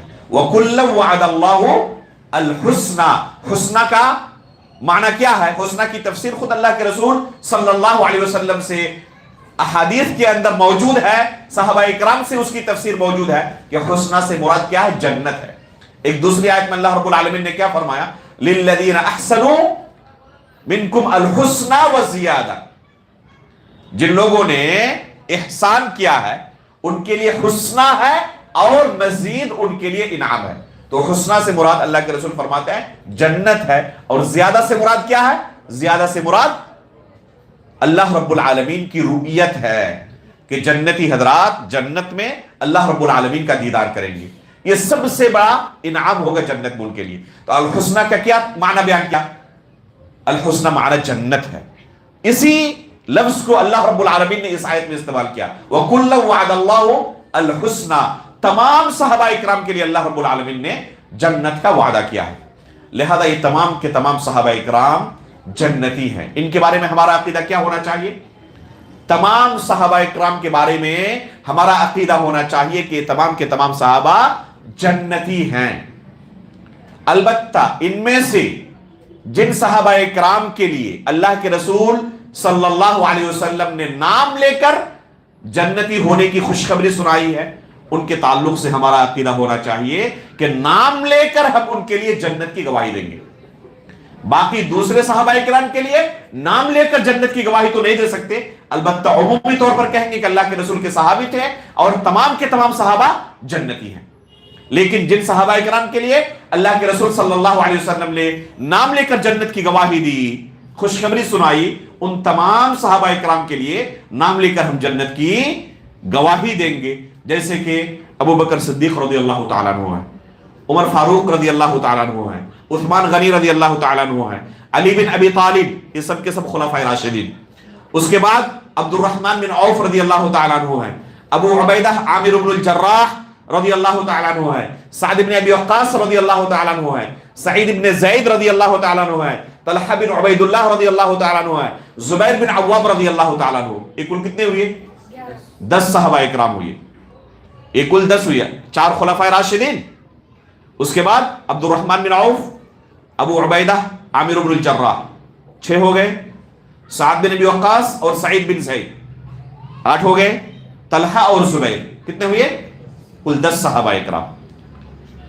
یہ 10 صحابہ اکرام عشرہ مبشرہ کے لقب سے ملقب ہے. ان کو کیا کہا جاتا ہے؟ عشرہ مبشرہ. کیوں؟ کیونکہ ایک ہی مجلس میں رسول اللہ صلی اللہ علیہ وسلم نے ان 10 صحابہ کرام کا نام لے کر جنت کی خوشخبری سنائی. ایک ایک کا نام لیا اللہ کے رسول نے. ابو بکر فی الجنہ، وعمر فی الجنہ، وعثمان فی الجنہ، وعلی فی الجنہ. ایک ایک کا نام لیا اللہ کے رسول نے اور جنت کی خوشخبری سنائی ایک ہی مجلس میں. اسی لیے ان کو عشرہ مبشرہ کہا جاتا ہے. ورنہ اور بھی دوسرے صحابہ کرام ہیں جن کو اللہ کے رسول صلی اللہ علیہ وسلم نے جنت کی خوشخبری سنائی ہے. جیسے کہ حسن اور حسین رضی اللہ تعالی عنہما کے تعلق سے اللہ کے رسول نے کیا کہا؟ سیدہ شباب اہل الجنہ، کہ یہ حسن اور حسین جنتی نوجوانوں کے سردار ہوں گے. تو جنت کی خوشخبری نہیں ہے یہ؟ ثابت بن قیس بن شماس رضی اللہ تعالیٰ عنہ کو اللہ کے رسول صلی اللہ علیہ وسلم نے جنت کی خوشخبری سنائی. عکاشہ بن محصن رضی اللہ تعالیٰ عنہ کو اللہ کے رسول صلی اللہ علیہ وسلم نے جنت کی خوشخبری سنائی. جب کہا اللہ کے رسول نے کہ 70,000 ایسے لوگ ہوں گے جو بلا حساب و کتاب جنت میں جائیں گے. عکاشہ بن محصن رضی اللہ تعالیٰ عنہ کھڑے ہوئے اور کہا اللہ کے رسول میرے لیے دعا کر دے کہ اللہ رب العالمین مجھے ان 70,000 میں سے کر دے. اللہ کے رسول نے کہا آپ بھی ان میں سے ہیں. جنت کی نام لے کر اللہ کے رسول نے خوشخبری دی. ایک دوسرے صحابی کھڑے ہوئے کہ اللہ کے رسول میرے لیے بھی دعا کر دیں. اللہ کے رسول نے فرمایا سبقک یا عکاشہ، یہ عکاشہ تم سے سبقت لے گئے، یہ دروازہ بند ہو چکا. اب نام لے کر دوسروں کو نہیں کہہ سکتے ورنہ اس طرح چلتا رہے گا. تو عکاشہ بن محصن رضی اللہ تعالیٰ عنہ کو اللہ کے رسول نے نام لے کر جنت کی خوشخبری یہاں سنائی ہے. اس طرح بے شمار صحابہ کرام ہیں. میں نے عظمت صحابہ والی میری جو سیریز چل رہی ہے اس میں دارالسلام کوثر ممرہ میں، اس میں ایک درس میں ان تمام صحابہ کرام کا تذکرہ کیا ہے جنہیں رسول اللہ صلی اللہ علیہ وسلم نے نام لے کر جنت کی خوشخبری سنائی ہے. اور یہ کتنے صحابہ کرام ہوتے ہیں؟ 41 صحابہ کرام ہوتے ہیں، 41، جن کے بارے میں حدیث کی کتابوں میں ہمیں دلیلیں ملتی ہیں کہ اللہ کے رسول صلی اللہ علیہ وسلم نے نام لے کر انہیں جنت کی خوشخبری سنائی ہے. تو ان تمام صحابہ کرام کے لیے ہم کیا کریں گے؟ نام لے کر جنت کی خوشخبری سنائیں گے. اور دوسرے باقی صحابہ کرام کے لیے عمومی طور پر کہیں گے کہ یہ سب کے سب کیا ہیں؟ جنتی ہیں. کیونکہ اللہ کے رسول صلی اللہ علیہ وسلم اور اللہ رب العالمین نے انہیں یہ مقام و مرتبہ عطا کیا ہے. اللہ کے رسول کی زبانی انہیں جنت کی خوشخبری سنائی گئی ہے. ذرا غور کریں، ایک شخص ابھی دنیا میں زندہ ہے، زندگی گزار رہا ہے، وفات ابھی نہیں ہوئی ہے. کس حالت میں وفات ہوگی نہیں جانتا ابھی، آگے کیا عمل کرنے والے نہیں جانتا ابھی، اور ان کے ہاتھوں میں جنت کا ٹکٹ موجود ہے، جنت کا پروانہ موجود ہے، جنت کی خوشخبری پہلے موجود ہے. ابو بکر صدیق رضی اللہ تعالیٰ عنہ کو، عمر فاروق رضی اللہ تعالیٰ عنہ کو ایک دو بار نہیں کئی موقعوں پر رسول اللہ صلی اللہ علیہ وسلم نے جنت کی خوشخبری سنائی. کئی موقعوں پر اللہ کے رسول نے انہیں جنت کی خوشخبری دی. ان کے ہاتھ میں پہلے ہی جنت کا ٹکٹ موجود تھا. اللہ رب العالمین نے انہیں مقام و مرتبہ ایسے ہی نہیں دیا ہے. ان کی سیرت پڑھیں، آپ کو یقین ہو جائے گا کہ وہ اس کے مستحق تھے کہ انہیں جنت کی خوشخبری سنائی جاتی. آج کی دنیا میں اگر کسی کو پہلے ہی تمام قوانین سے چھوٹ دے دی جائے کہ آپ کے لیے کسی طرح کا کوئی قانون نہیں ہے، چاہے جو مرضی آپ کرتے رہیں، کوئی ایسا بندہ ملے گا کہ اس کے باوجود بھی قانون کا حد درجہ احترام کر رہا ہے، جہاں پر جس طرح کرنا چاہیے اسی طرح کر رہا ہے؟ نہیں ملے گا آپ کو. کسی اسٹوڈنٹ کے بارے میں کہہ دیا جائے کہ آپ کی حاضری سال بھر میں نہیں ہوگی، آپ کا امتحان بھی نہیں لیا جائے گا، کیا خیال ہے اس کے بعد بھی وہ روزانہ وقت پر حاضر ہوگا، بہترین طریقے سے پڑھے گا؟ آج کل حالت یہ ہے کہ اگر استاد موجود نہ رہے تو ایک دوسرے کا کیا کرتے ہیں؟ نقل کرنا شروع کر دیتے ہیں. یہ حالت ہے آج. اگر کسی اسٹوڈنٹ کو کہہ دیا جائے کہ آپ کے لیے سب کچھ چھوٹ ہے، آپ کا امتحان ہی نہیں لیا جائے گا، کیا اس کے باوجود وہ اسی طرح پڑھے گا جس طرح امتحان کے لیے پڑھ رہا تھا؟ نہیں پڑھے گا اس طرح. کسی امپلائی کو کہہ دیا جائے کہ دوسرے تمام آپ کے ساتھیوں کے لیے قانون ہے 10 بجے آفس میں آنا پڑے گا، 4 بجے چھٹی ہوگی، آپ کو فنگر پرنٹ دے کر اپنی حاضری درج کرانی پڑے گی، لیکن آپ کے لیے چھوٹ ہے، آپ کے لیے کبھی یہ قانون نافذ نہیں کیا جائے گا. کیا دوسروں کی طرح وہ بھی وقت پر حاضر ہوگا؟ وہ جانتا ہے کہ میرا تو کوئی پوچھنے والا ہی نہیں، مجھے تو چھوٹ ملی ہوئی ہے. کسی کو کہہ دیا جائے کہ ٹرین میں ٹی ٹی آپ کا ٹکٹ چیک نہیں کرے گا، دوسروں کا چیک کرے گا لیکن آپ کا کبھی پوچھے گا بھی نہیں، اس کے باوجود وہ ٹکٹ لے کر سفر کرے گا. جانتا ہے کہ مجھے کوئی پکڑنے والا ہے ہی نہیں.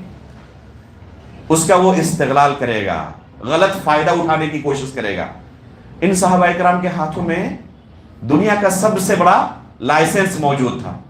اعملوا ما شئتم فقد غفرت لكم. اللہ رب العالمین نے، صحیح بخاری کی روایت ہے، جنگ بدر میں شریک ہونے والے تمام صحابہ اکرام کے لیے کیا یہ اعلان ہے اللہ کی طرف سے؟ اعملوا ما شئتم فقد غفرت لكم. آج کے بعد جو مرضی آئے عمل کرو، پہلے ہی جو گناہ کرو گے نا تمہیں ہم نے معاف کر دیا. گناہ کریں گے مستقبل میں، پہلے ہی ان کے پاس معافی کا پروانہ موجود ہے، ان کی گرفت نہیں ہوگی.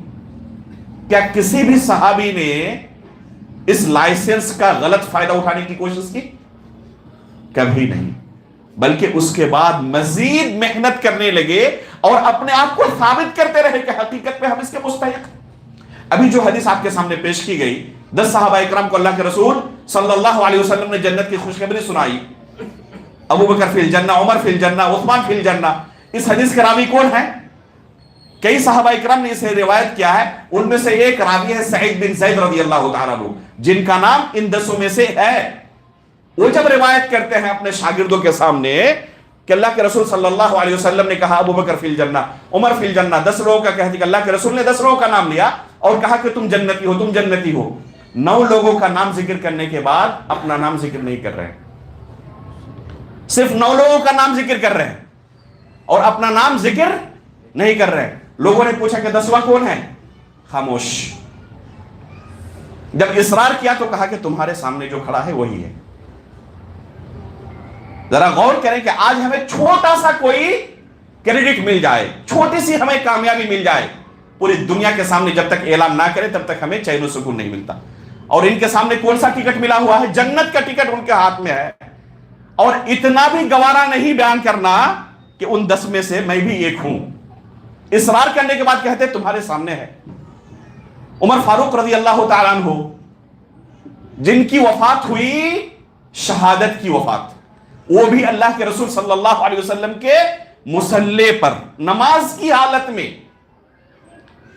اور وفات کے وقت کیا کہہ رہے ہیں کہ اگر آج اس موقع پر میرے پاس پوری دنیا کی دولت ہوتی تو آخرت کی ہولناکی سے بچنے کے لیے پورا میں اللہ کے راستے میں صدقہ کر دیتا. ان کے پاس جنت کا ٹکٹ موجود تھا. کتنی بار اپنے کانوں سے اللہ کے رسول کی زبانی سے سنا ہوا تھا کہ عمر جنتی ہے، عمر جنتی ہے. اس کے باوجود آخرت کو لے کر یہ فکر، پتہ نہیں آخرت میں میرا کیا ہوگا. لوگوں نے انہیں کافی زیادہ ان کے سامنے تعریف کی. کہا کیا کہ یہ جو خلافت کا میرا دور ہے نا، بہت زیادہ لوگوں نے ان کی تعریف کی. کہا کہ میں بس یہ چاہتا ہوں کہ اللہ رب العالمین برابر سرابر کا معاملہ کر دے. اگر کوئی اچھا کام کیا ہے تو اس کا بدلہ نہیں چاہیے. جو گناہیں مجھ سے سرزد ہوئی، کوتاہیاں ہوئی ہیں، بس اللہ رب العالمین انہیں درگزر کر دے. میری زندگی سے یہ دور ختم کر دے. اس کے پہلے کا جو عمر تھا بس اسی کا حساب ہو. خلافت والے دور کا اللہ رب العالمین حساب ہی نہ لے مجھ سے. اللہ اکبر. عمر فاروق جیسا خلیفہ راشد جو پوری امت کے اندر ابو بکر صدیق کے بعد سب سے افضل ہے، وہ اپنی آخرت کو لے کر اس قدر فکر مند ہے. تو انہیں مقام و مرتبہ ایسے ہی نہیں ملا تھا. ایک ایک صحابی کی سیرت پڑھیں آپ کو لگے گا کہ اس مقام کے وہ مستحق تھے. صحیح مسلم کی ایک روایت ہے، عمر فاروق رضی اللہ تعالیٰ عنہ جب سنا کہ اللہ کے رسول صلی اللہ علیہ وسلم نے اپنی بیویوں کو طلاق دے دیا ہے، حالانکہ اللہ کے رسول نے طلاق نہیں دی تھی، بس یہ افواہ پھیل گئی ہی لوگوں کے درمیان. اللہ کے رسول نے صرف ایلا کیا تھا، 1 مہینے کے لیے قسم کھائی تھی اپنی بیویوں سے دور رہنے کے لیے، لیکن لوگوں میں غلط افواہ پھیل گئی کہ اللہ کے رسول صلی اللہ علیہ وسلم نے اپنی بیویوں کو طلاق دیا ہے. ظاہر سی بات ہے کہ کوئی بھی شخص اپنی بیوی کو طلاق دینے کی نوبت تک کب پہنچتا ہے؟ جب ناراض ہو. خوشی میں کوئی شخص اپنی بیوی کو طلاق دے گا؟ جب عمر فاروق رضی اللہ تعالیٰ عنہ تک خبر پہنچی کہ اللہ کے رسول نے اپنی بیویوں کو طلاق دے دیا ہے، جس حالت میں تھے اسی حالت میں بھاگے اللہ کے رسول کے گھر، چادر کو گھسیٹتے ہوئے اللہ کے رسول کے گھر. جا کر دیکھتے ہیں کہ اللہ کے رسول صلی اللہ علیہ وسلم بالا خانے میں موجود ہے اور دروازے پر رباح رضی اللہ تعالیٰ عنہ دربان کی طرح بیٹھے ہوئے ہیں. پوچھا کہ اللہ کے رسول سے اجازت طلب کریں, میں اللہ کے رسول سے بات چیت کرنا چاہتا ہوں. ان کی لخت جگر, ان کی بیٹی صفیہ رضی اللہ تعالی عنہ, حفصہ رضی اللہ تعالی عنہ اللہ کے رسول صلی اللہ علیہ وسلم کی زوجیت میں ہے. اللہ کے رسول صلی اللہ علیہ وسلم کی زوجہ محترمہ عمر فاروق رضی اللہ تعالی عنہ کی بیٹی بھی ہے. اللہ کے رسول صلی اللہ علیہ وسلم سے اجازت طلب کی.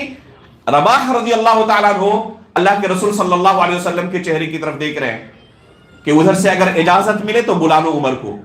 اللہ کے رسول بالکل خاموش ہے. آواز اللہ کے رسول تک بھی پہنچی جس طرح رباح رضی اللہ تعالیٰ تک پہنچی ہے. جب کوئی اس طرف سے اشارہ نہیں ملا انہوں نے خاموشی اختیار کی.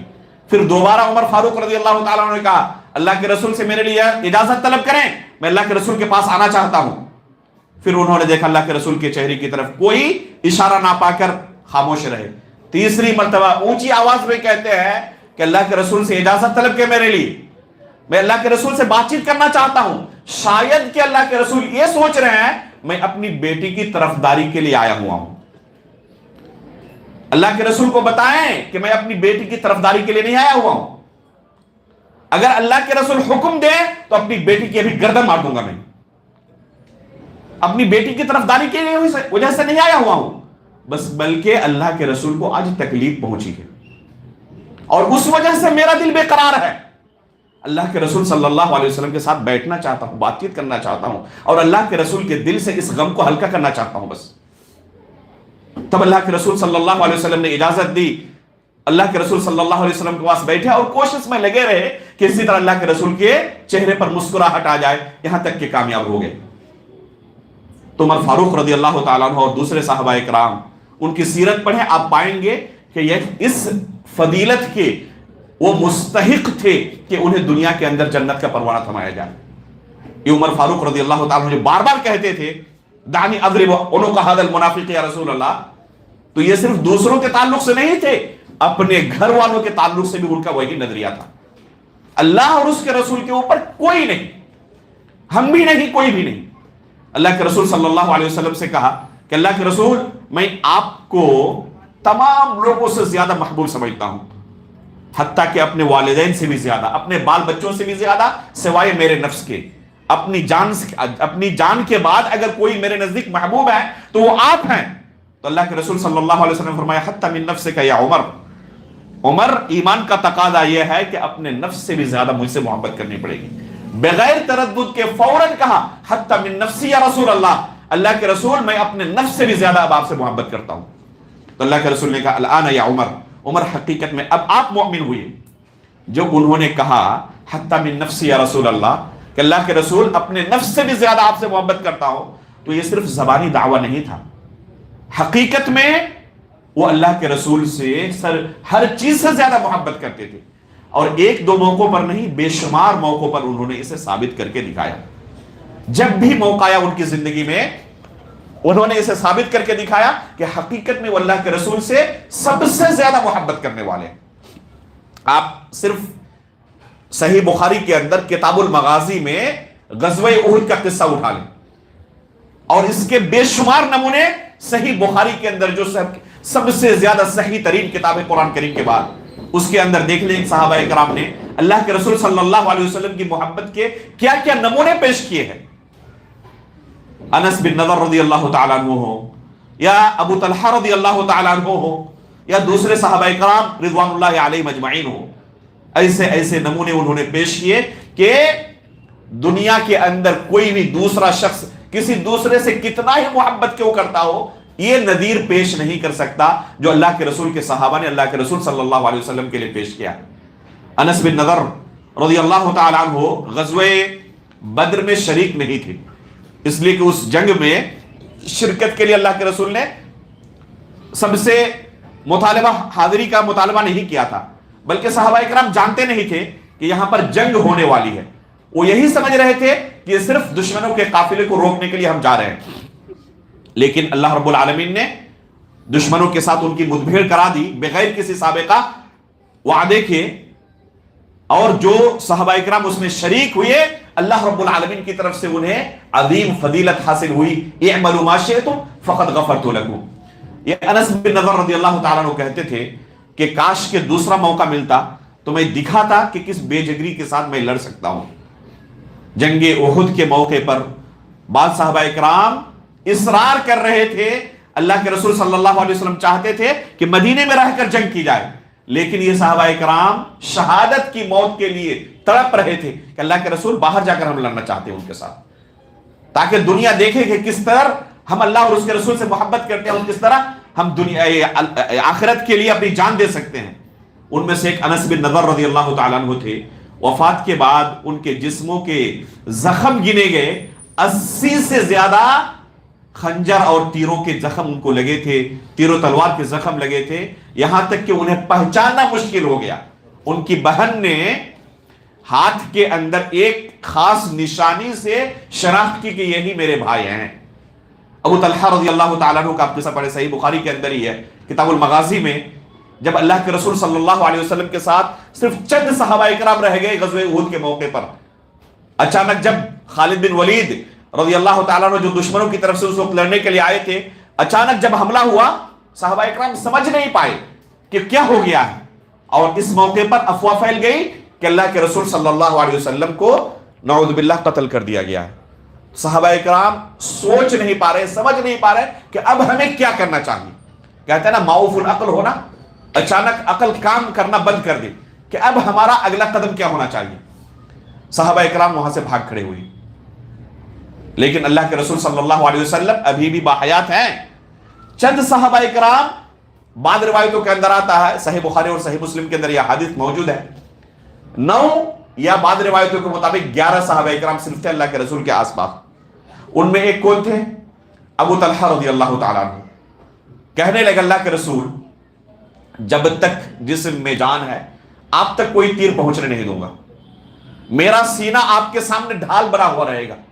نحری دون نحری کا یا رسول اللہ، اللہ کے رسول میرا سینہ آپ کے لیے ڈھال ہے، جب تک جسم میں جان ہوگی آپ تک کوئی تیر پہنچنے نہیں دوں گا. بیچ بیچ میں اللہ کے رسول میدان کا جائزہ لینے کے لیے اپنی نظر اٹھا کر دیکھنے کی کوشش کرتے تو اللہ رب العالمین کا واسطہ دے کر کہتے اللہ کے رسول برائے کرم اپنی نظر نہ اٹھائیں، مجھے ڈر لگ رہا ہے کہ دشمنوں کی طرف سے کوئی تیر آ جائے اور آپ تک نہ پہنچ جائے، اس لیے پلیز اپنا چہرہ نہ اٹھائیں، میرا سینہ آپ کے لیے آپ کے سامنے ڈھال بنا ہوا. تو اس طریقے سے صحابہ اکرام نے اللہ کے رسول صلی اللہ علیہ وسلم کے ساتھ جو نفس سے زیادہ محبت کرنے کا دعویٰ کرتے تھے، جب بھی موقع ملا اسے سچ ثابت کر کے دکھایا. تو ایسے ہی ان کو یہ مقام و مرتبہ نہیں ملا تھا.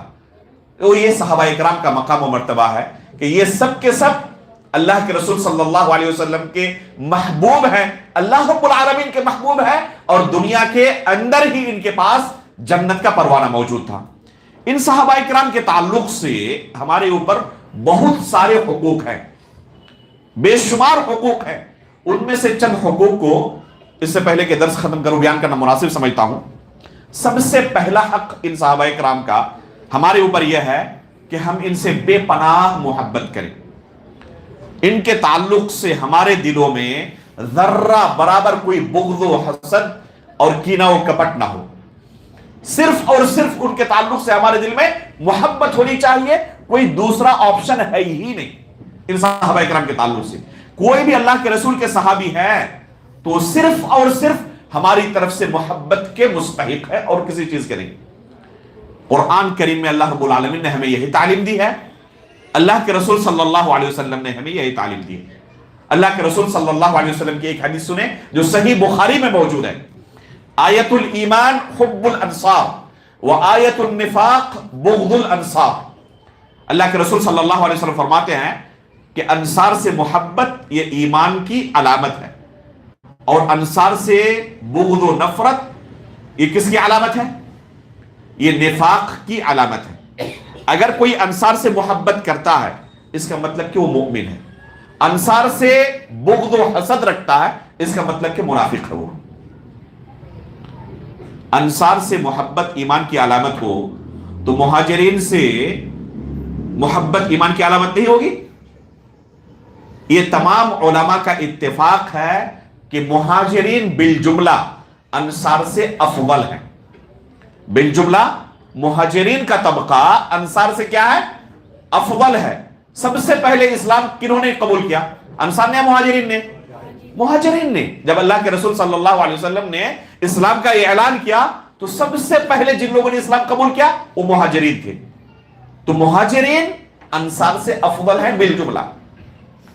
اگر انصار سے محبت ایمان کی علامت ہے تو مہاجرین سے محبت بدرجہ یا اولا ایمان کی علامت ہے. اور انصار سے بغض رکھنا اگر نفاق کی علامت ہے تو مہاجرین سے بغض رکھنا بدرجہ یا اولا نفاق کی علامت ہے. لہذا ہمارے پاس بس ایک آپشن ہے کہ ان صحابہ کرام کے تعلق سے ہم محبت کریں، بے پناہ محبت کریں. خصوصاً بعد ایسے صحابہ کرام جن کا نام لے کر اللہ کے رسول صلی اللہ علیہ وسلم نے کہا ہے کہ ان سے محبت صرف مؤمنین ہی کریں گے، جیسے کہ ابو ہریرہ رضی اللہ تعالیٰ عنہ کے بارے میں. ابو ہریرہ رضی اللہ تعالیٰ عنہ کے بارے میں اللہ کے رسول صلی اللہ علیہ وسلم نے کیا کہا ہے کہ جو بھی مؤمن ہوگا وہ ابو ہریرہ رضی اللہ تعالیٰ عنہ سے محبت کرے گا، ان کی والدہ سے محبت کرے گا. ان کی والدہ جو تھی ابو ہریرہ رضی اللہ تعالیٰ عنہ کی، اللہ کے رسول صلی اللہ علیہ وسلم کو کافی گالی گلوچ کیا کرتی تھی، برا بھلا کہا کرتی تھی. ابو ہریرہ رضی اللہ تعالیٰ عنہ بڑے پریشان رہتے، ان کا دل روتا رہتا کہ میری والدہ اللہ کے رسول کے تعلق سے اس طرح بدظن ہے اور اللہ کے رسول کو اس طرح برا بھلا کہتی رہتی ہیں. ایک دن اللہ کے رسول صلی اللہ علیہ وسلم کے پاس پہنچے اور کہا کہ اللہ کے رسول میری والدہ کے لیے ذرا دعا کر دے، میری والدہ ہمیشہ آپ کو برا بھلا کہتی رہتی ہیں. اللہ کے رسول میری والدہ کے لیے آپ دعا کر دیں. رسول اللہ صلی اللہ علیہ وسلم نے دعا کی کہ اللہ ابو ہریرہ رضی اللہ تعالیٰ عنہ کی والدہ کو ہدایت دے. وہاں سے واپس آئے، جیسے گھر پہنچے دیکھا کہ دروازہ لگا ہوا ہے، کچھ حصہ کھلا ہوا ہے اور اندر سے پانی گرنے کی آواز آ رہی ہے جیسے کوئی غسل کر رہا ہو. وہیں سے آواز آئی کہ بیٹے باہر ہی رکنا، اندر داخل مت ہونا. یہاں تک کہ غسل سے فارغ ہونے کے بعد، کپڑے پہننے کے بعد باہر آئی اور کہا اشہد ان لا الہ الا اللہ و اشہد ان محمدا عبدہ ورسولہ. اللہ کے رسول صلی اللہ علیہ وسلم کی دعا قبول ہوئی اور اسی دن ابو ہریرہ رضی اللہ تعالیٰ عنہ کی والدہ نے اسلام قبول کیا. وہاں سے اللہ کے رسول کے پاس بھاگے اور کہا کہ اللہ کے رسول آپ کی دعا اللہ تعالیٰ نے قبول کر لی ہے. اور خوشی کے مارے زار و قطار رونے لگے. یہ خوشی کے آنسو تھے کہ میری والدہ نے اسلام قبول کر لیا ہے. اس کے بعد اللہ کے رسول سے درخواست کی کہ اللہ کے رسول میرے لیے، میری والدہ کے لیے دعا کر دیں. تو اللہ رب العالمین سے اللہ کے رسول صلی اللہ علیہ وسلم نے کیا دعا کی کہ اللہ ابو ہریرہ اور ان کی والدہ کو مؤمنین کے لیے محبوب بنا دے. ابن کثیر رحمہ اللہ فرماتے ہیں کہ قیامت تک جو بھی مؤمن ہوگا ابو ہریرہ رضی اللہ تعالیٰ عنہ کا نام سنے گا تو اس کے دل میں ان کے لیے ضرور محبت ہوگی. اگر کسی کے دل میں اس صحابی رسول کے لیے محبت نہیں ہے تو وہ اپنے دل کا علاج کرائے، وہ اپنے ایمان کا خیر منائے. افسوس کہ یہ اللہ کے رسول کے پیارے صحابی قدیم زمانے سے لے کر آج تک کچھ خاص اسلام دشمن عناصر کی نگاہوں میں کھٹکتے رہے ہیں اور ان پر لعن طعن لوگ اپنے ایمان کو بیچنے والے کرتے رہے ہیں. ابو ہریرہ رضی اللہ تعالیٰ عنہ اللہ کے رسول صلی اللہ علیہ وسلم کی احادیث کے سب سے زیادہ روایت کرنے والے، تقریباً 6000 احادیث کے راوی ہیں. سب سے زیادہ احادیث کی روایت ابو ہریرہ رضی اللہ تعالیٰ عنہ سے موجود ہے. جو لوگ ابو ہریرہ رضی اللہ تعالیٰ عنہ پر لعن طعن کرتے ہیں کس وجہ سے؟ ان کی شخصیت کی وجہ سے نہیں. امام ابن خزیمہ رحمہ اللہ نے، امام ابن خزیمہ کس صدی کے ہیں؟ آج کے ہیں 3ری صدی ہجری کے آخر میں اور 4تھی صدی ہجری کے شروع میں اس دنیا میں رہے ہیں. 311 ہجری میں ان کی وفات ہوئی ہے. اللہ کے رسول صلی اللہ علیہ وسلم کی وفات کے 300 سال کے بعد. فرماتے ہیں ابو ہریرہ رضی اللہ تعالیٰ عنہ سے کون لوگ نفرت کرتے ہیں؟ یا تو وہ جہمی ہوگا، یا جہمیہ سے اس کا تعلق ہوگا، یا معتزلہ سے، یا قدریہ سے، یا اسلام دشمن عناصر سے. مختلف گمراہ فرقوں کا تذکرہ کیا امام ابن خزیمہ رحمہ اللہ نے اور کہا کہ ابو ہریرہ رضی اللہ تعالیٰ عنہ سے پریشانی بس انہیں ہی ہوگی. کیوں؟ کیونکہ ابو ہریرہ رضی اللہ تعالیٰ عنہ کی روایت کردہ حدیثیں ان کے باطل عقائد کے لیے تلوار کی طرح ہیں. تو ان کے احادیث سے ان کو دشمنی ہے، ان کی شخصیت سے دشمنی نہیں. اس لیے قدیم زمانے سے آپ پائیں گے صحابہ کرام میں سب سے زیادہ تعین کن کو کیا جاتا ہے روایت حدیث کے باب میں؟ ابو ہریرہ رضی اللہ تعالیٰ عنہ. اور محدثین میں سب سے زیادہ امام بخاری پر. کیوں؟ امام بخاری رحمہ اللہ کی جو کتاب ہے صحیح بخاری، سب سے زیادہ صحیح ترین کتاب قرآن کریم کے بعد، اس کے باوجود سب سے زیادہ حملہ اسی پر. جو دوسری حدیث کی کتابیں ہیں، جن کتابوں میں ضعیف حدیثیں بھری ہوئی ہیں، کوئی ان پر حملہ کرتا ہے؟ نہیں کرتا. حملہ کرنے والے کس پر کرتے ہیں؟ صحیح بخاری پر. حملہ کرنے والے کس پر حملہ کرتے ہیں؟ ابو ہریرہ رضی اللہ تعالیٰ عنہ پر. کیوں؟ کیونکہ اگر انہیں زیر کر لے گئے نا تو باقی کو تو ہرانا بڑا آسان ہے. یہ سب سے بڑے ہمارے لیے رکاوٹ ہے. صحیح بخاری سب سے بڑی رکاوٹ ہے، ابو ہریرہ سب سے بڑی رکاوٹ ہے. اس لیے پورا کا پورا حملہ انہی دونوں پر ہوتا ہے. تو ابو ہریرہ رضی اللہ تعالیٰ عنہ دشمنوں کی نظر میں اسی زمانے سے کھٹکتے ہیں. اور آج بھی آپ پائیں گے کہ جو لوگ صحابہ اکرام کے تعلق سے غلط عقائد اور افکار کے شکار ہیں، سب سے زیادہ اگر لعن طعن ہے تو ابو ہریرہ رضی اللہ تعالیٰ عنہ پر. اور حال میں سب سے زیادہ اگر کسی نے بد کلامی کی ہے، آپ جانتے ہیں کون ہے؟ یہ کون ہے؟ سلمان ندوی. آپ نے سنی ہے نہیں سنی ہے ابو ہریرہ رضی اللہ تعالیٰ عنہ سے؟ ایسی ایسی گالیاں دی ہیں کہ ہم زبان پر بھی نہیں لا سکتے. نعوذ باللہ من ذالک. سب کچھ موجود ہے یوٹیوب کے اندر. درباری ملا اور کیا نہ کہا ابو ہریرہ رضی اللہ تعالیٰ عنہ. ابھی حال میں ایک شخص گزرا ہے جس کا نام ابو ریہ تھا. اس نے اپنی زندگی کا مشن بنا لیا تھا ابو ہریرہ رضی اللہ تعالیٰ عنہ پر لعن طعن کرنا. 2 کتابیں لکھی ابو ہریرہ رضی اللہ تعالیٰ عنہ کی کردار کشی کے لیے. بہت سارے علماء نے اس کا جواب دیا ہے، جن میں سے سب سے بہترین جواب علامہ عبد الرحمن بن یحییٰ المعلمی الیمانی رحمہ اللہ کا. ہم اپنے مدرسے میں باضابطہ ابو ہریرہ رضی اللہ تعالیٰ عنہ کی سیرت اور دشمنوں کا ان پر کیا اعتراض ہے اور کیا حقیقی صورتحال ہے ضرور پڑھاتے ہیں، تاکہ حدیث رسول کی ہم کیا کر سکے، اس کا دفاع کر سکے اور اس کی حفاظت کر سکے. دشمن اس باب سے داخل ہو کر ہمارے تراث کو، ہماری سنت کو کوئی زخم نہ پہنچا سکے. اس لیے ہم خصوصی اپنے طلبہ کو یہ باب ضرور پڑھاتے ہیں. تو ابو ہریرہ رضی اللہ تعالیٰ عنہ پر اس بندے نے کافی زیادہ لعن طعن کیا اور جو بھی گالی ہو سکتی تھی دیا. وہ آخری زندگی جو گزری اس بندے کی، انتہائی تکلیف دہ زندگی. آخری زندگی میں موت کے لیے ترس گیا تھا بندہ. یہ جن لوگوں نے اپنی آنکھوں سے دیکھا اس کا آخری حال بتاتے ہیں کہ کروٹ بدلتا رہتا اور چیختا رہتا اور ایک ہی لفظ اس کی زبان سے نکلتا، آہ آہ ابو ہریرہ، آہ آہ ابو ہریرہ. بس یہی جملہ آخر میں کہتا رہا اور تڑپتا رہا. اللہ رب العالمین نے دنیا میں ہی سزا دی، آخرت کے اندر جو سزا ہے سزا ہے، لیکن دنیا والوں نے اپنی آنکھوں سے دیکھا کہ کس طرح وہ آخری زندگی میں تڑپتا رہا ابو ہریرہ رضی اللہ تعالیٰ عنہ پر لعن طعن کرنے کے لیے. تو ابو ہریرہ رضی اللہ تعالیٰ عنہ سے محبت ایمان کی علامت ہے. اللہ کے رسول صلی اللہ علیہ وسلم نے نام لے کر ان کا تذکرہ کیا ہے. اسی طرح علی رضی اللہ تعالیٰ عنہ چوتھے خلیفہ، اللہ کے رسول صلی اللہ علیہ وسلم کے داماد، ان کے ساتھ محبت بھی ایمان کی علامت ہے. اللہ کے رسول صلی اللہ علیہ وسلم ان کے بارے میں فرماتے ہیں، صحیح مسلم کے اندر روایت موجود ہے، علی رضی اللہ تعالیٰ عنہ فرماتے ہیں، والذی فلق الحبہ وبرأ النسمہ انہ لعہد النبی الأمی صلی اللہ علیہ وسلم الی اللہ یحبنی الا مؤمن ولا یبغضنی الا منافق.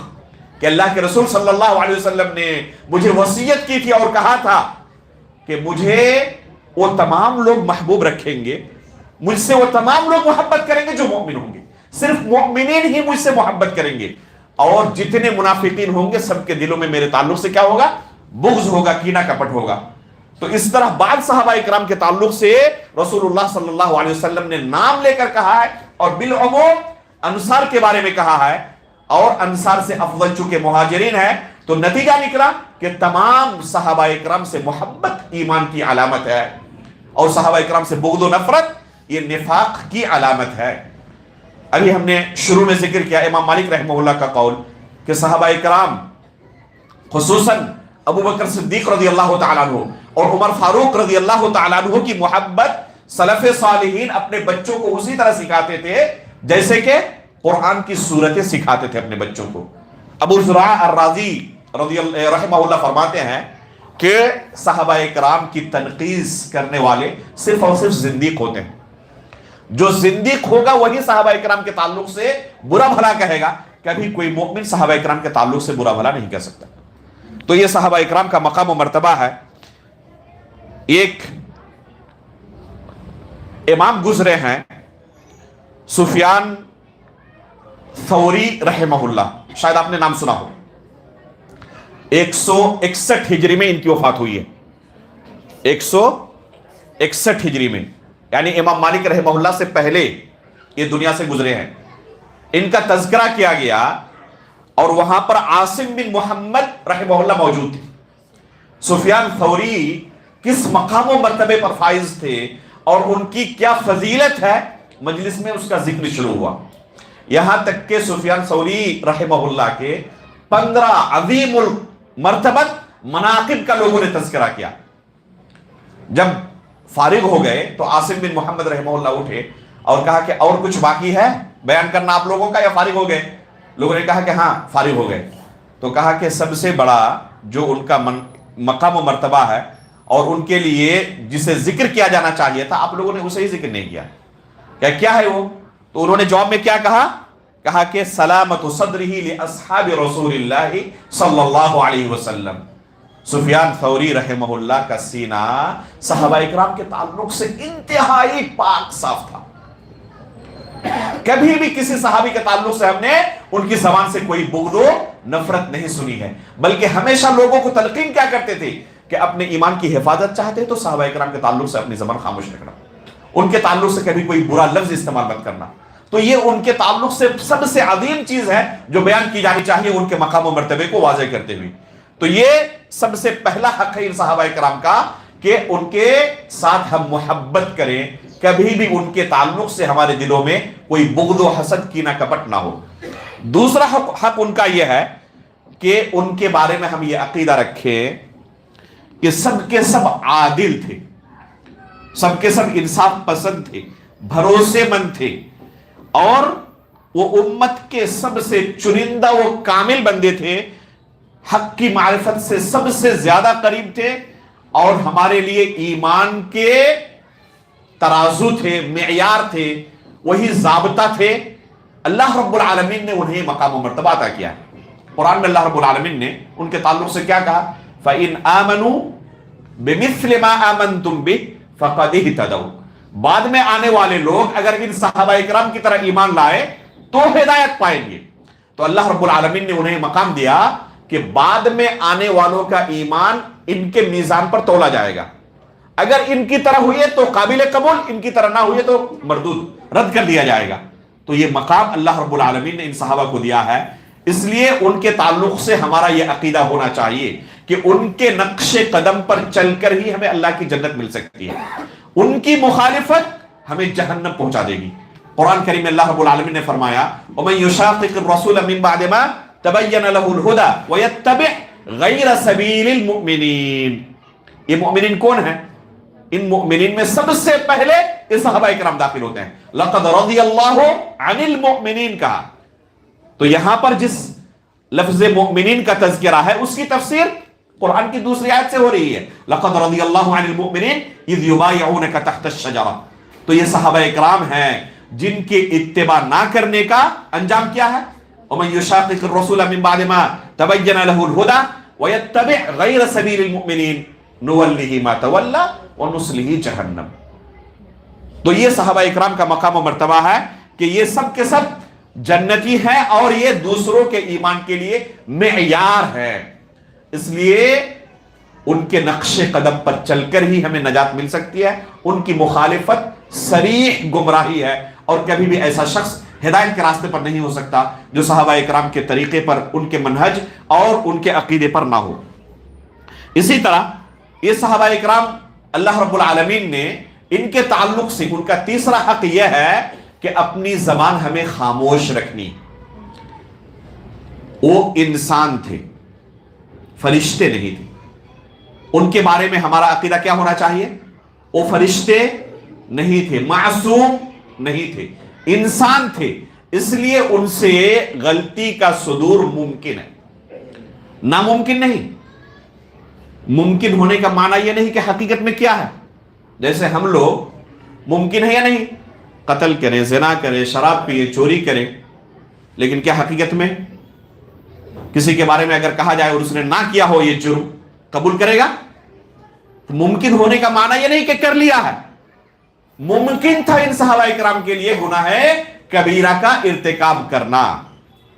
یہ ہم عقیدہ رکھتے ہیں. البتہ ان میں سے بعض گناہ صادر ہوئی ہیں، اور جو ان سے گناہ صادر ہوئی ہیں اگر صحیح سند سے مل جائے تو اس کی حالت کیا ہے؟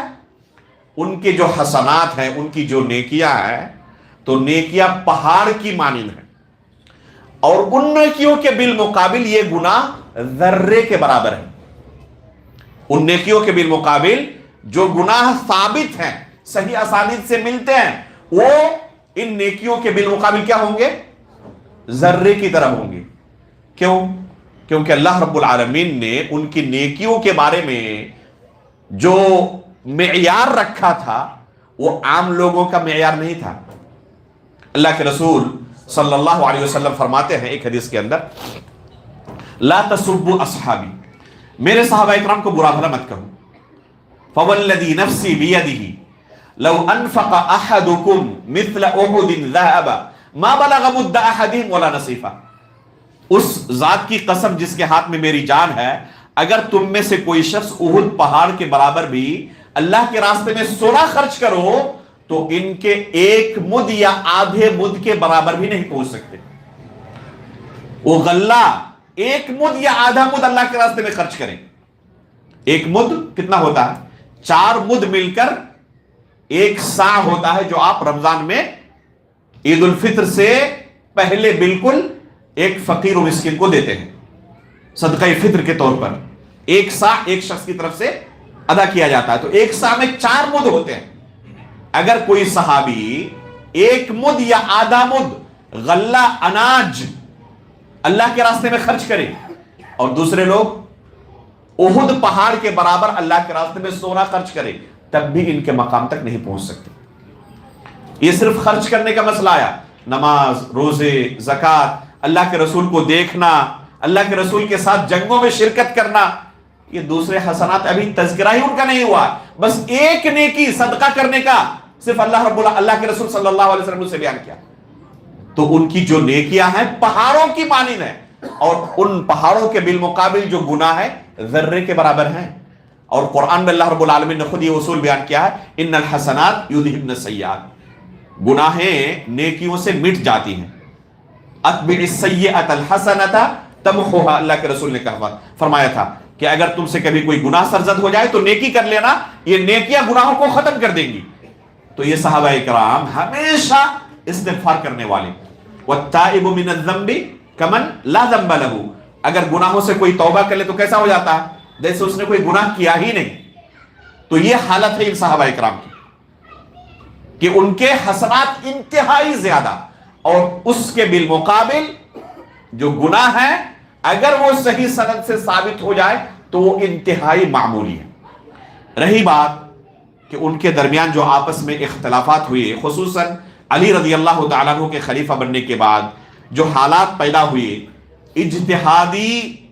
اجتہاد کی وجہ سے بعض صحابہ اکرام سے اختلاف ہوا، اور یہاں تک کہ جنگ کی نوبت آئی. یہ صحابہ اکرام جو ان جنگوں میں شریک رہے، ان کے تعلق سے ہمیں اپنی زبان خاموش رکھنی ہے. یہ ان کا عظیم حق ہے پوری امت پر. ان صحابہ اکرام کے درمیان آپس کے جو اختلافات تھے، انہیں ہم اپنی مجلسوں کا، گفتگو کا موضوع نہیں بنا سکتے. اس نے یہ کیا، اس نے اس کے حق میں یہ کیا، یہ صحیح تھے، وہ غلط تھے. یہ جج بننے اور وکیل بننے کی اجازت اللہ نے ہمیں نہیں دی.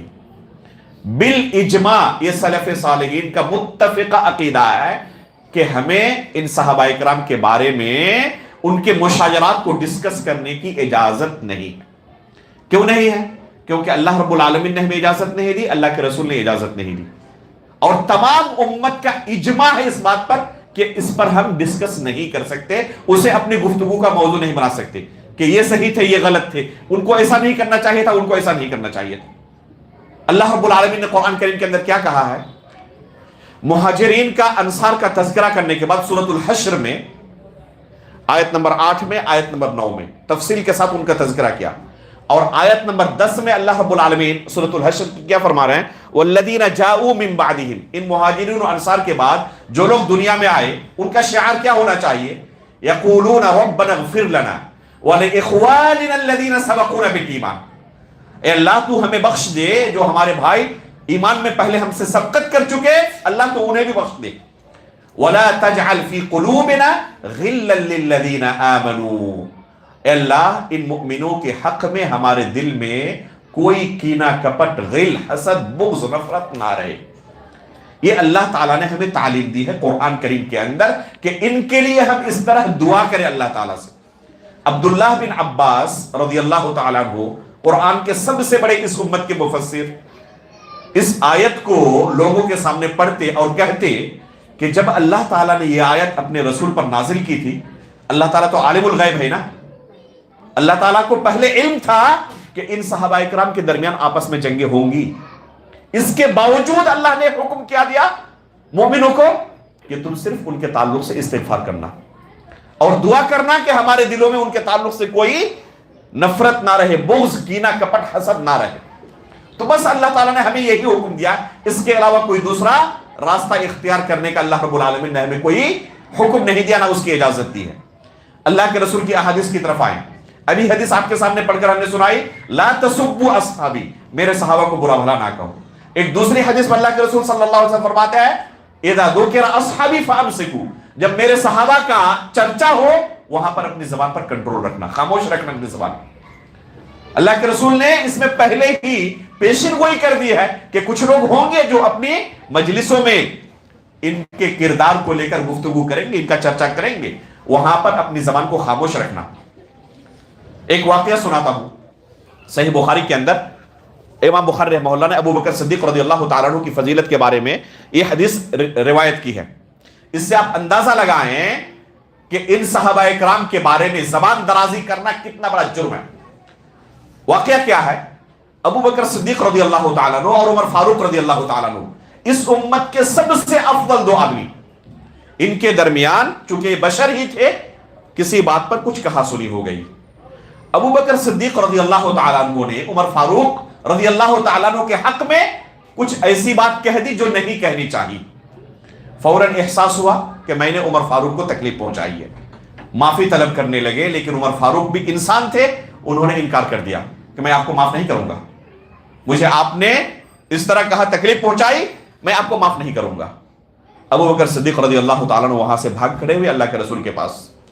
اللہ کے رسول صلی اللہ علیہ وسلم صحابہ اکرام کے ساتھ بیٹھے ہوئے. جب ابو بکر صدیق رضی اللہ تعالیٰ عنہ داخل ہوئے اس حالت میں، یہ صحابہ اکرام اپنی آخرت کو لے کر انتہائی فکر مند رہنے والے. آخرت میں کیا ہوگا؟ ہم دوسروں کو قتل بھی کر دیں تب بھی ہمیں جو آخرت کے تعلق سے ڈر نہیں ہوتا، یہ صحابہ اکرام ذرہ برابر بھی اگر کوئی ایسا کام کر دے جس کا آخرت میں اللہ کے پاس جواب دہ ہونا پڑے، دہل جاتے تھے.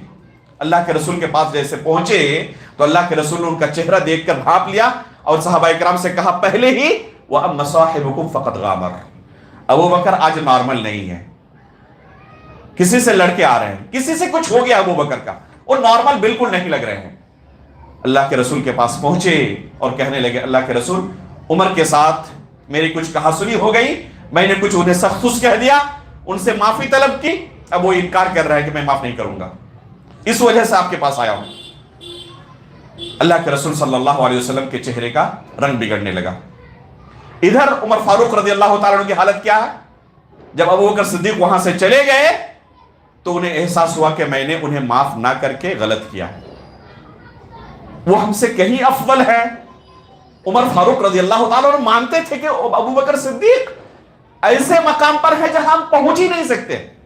جب اللہ کے رسول کی وفات ہوئی اور سقیفہ بنی ساعدہ میں ابو بکر صدیق رضی اللہ تعالیٰ عنہ نے لوگوں کے درمیان جب تقریر کی اور آخر میں کیا کہا کہ میرا مشورہ ہے ان دو لوگوں میں سے کسی ایک کے ہاتھ پر آپ لوگ بیعت کر لیں. ایک عمر ہے اور دوسرے ابو عبیدہ عامر بن الجراح ہیں. ان دونوں میں سے کسی ایک کے ہاتھ پر آپ لوگ بیعت کر لیں. فوراً عمر کھڑے ہوئے اور کہا کہ جس قوم میں ابو بکر موجود ہوں وہاں عمر کو خلیفہ بنایا جائے، اس سے بہتر ہے کہ میری گردن مار دی جائے.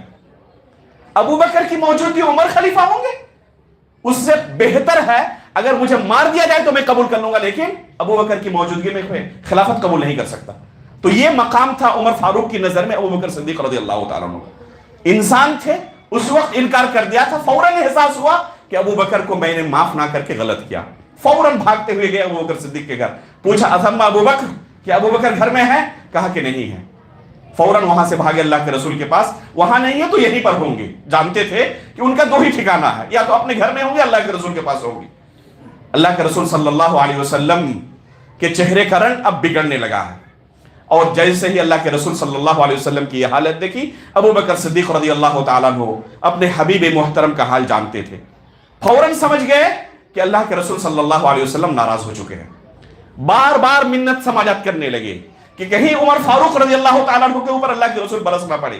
پہلے ہی اللہ کے رسول صلی اللہ علیہ وسلم سے منت سماجت کرنے لگے. اللہ کے رسول غلطی میری تھی، اللہ کے رسول ظالم میں تھا، غلطی مجھ سے ہوئی تھی. عمر نے کچھ نہیں کیا، اللہ کے رسول عمر نے کچھ نہیں کیا، میری غلطی. بار بار کہہ رہے ہیں ابو بکر صدیق رضی اللہ تعالیٰ عنہ.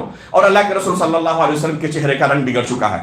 جیسے عمر داخل ہوئے، اللہ کے رسول صلی اللہ علیہ وسلم نے کہنا شروع کیا، فَهَلْ أَنْتُمْ تَارِكُوا لِصَاحِبِي. اللہ کے رسول صلی اللہ علیہ وسلم نے کیا کہا کہ جب کوئی میرا ساتھ دینے والا نہیں تھا، اس وقت یہ ابو بکر تھے جنہوں نے پہلے دن سے میرا ساتھ دیا. بعد میں تم لوگ آئے، پہلے دن سے ابو بکر میرے ساتھ ہیں. ہر طرح کی نرمی، گرمی کو، سردی گرمی کو انہوں نے برداشت کیا ہے. قدم قدم پر میرا ساتھ انہوں نے دیا ہے. بعد میں تم لوگ میرا ساتھ دیے ہو. کیا میری وجہ سے میرے دوست کو، میرے اس ساتھی کو معاف نہیں کر سکتے؟ میرا چہرہ دیکھ کر کیا انہیں بخش نہیں سکتے؟ فَهَلْ أَنْتُمْ تَارِكُوا لِصَاحِبِي فَهَلْ أَنْتُمْ تَارِكُوا لِصَاحِبِي. اس کے بعد کبھی بھی کسی نے ابو بکر صدیق رضی اللہ تعالیٰ کو کوئی تکلیف نہیں دی. یہاں غور کریں، واقعہ صحیح بخاری کے اندر ہے. یہاں پر معاملہ یہ نہیں ہے کہ غلطی کن کی ہے. ابو بکر صدیق خود کہہ رہے ہیں اپنے بارے میں کہ اللہ کے رسول عمر کی کوئی غلطی نہیں، غلطی مجھ سے ہوئی ہے. اللہ کے رسول صلی اللہ علیہ وسلم نے غلطی کن کی ہے اس بنا پر فیصلہ کیا.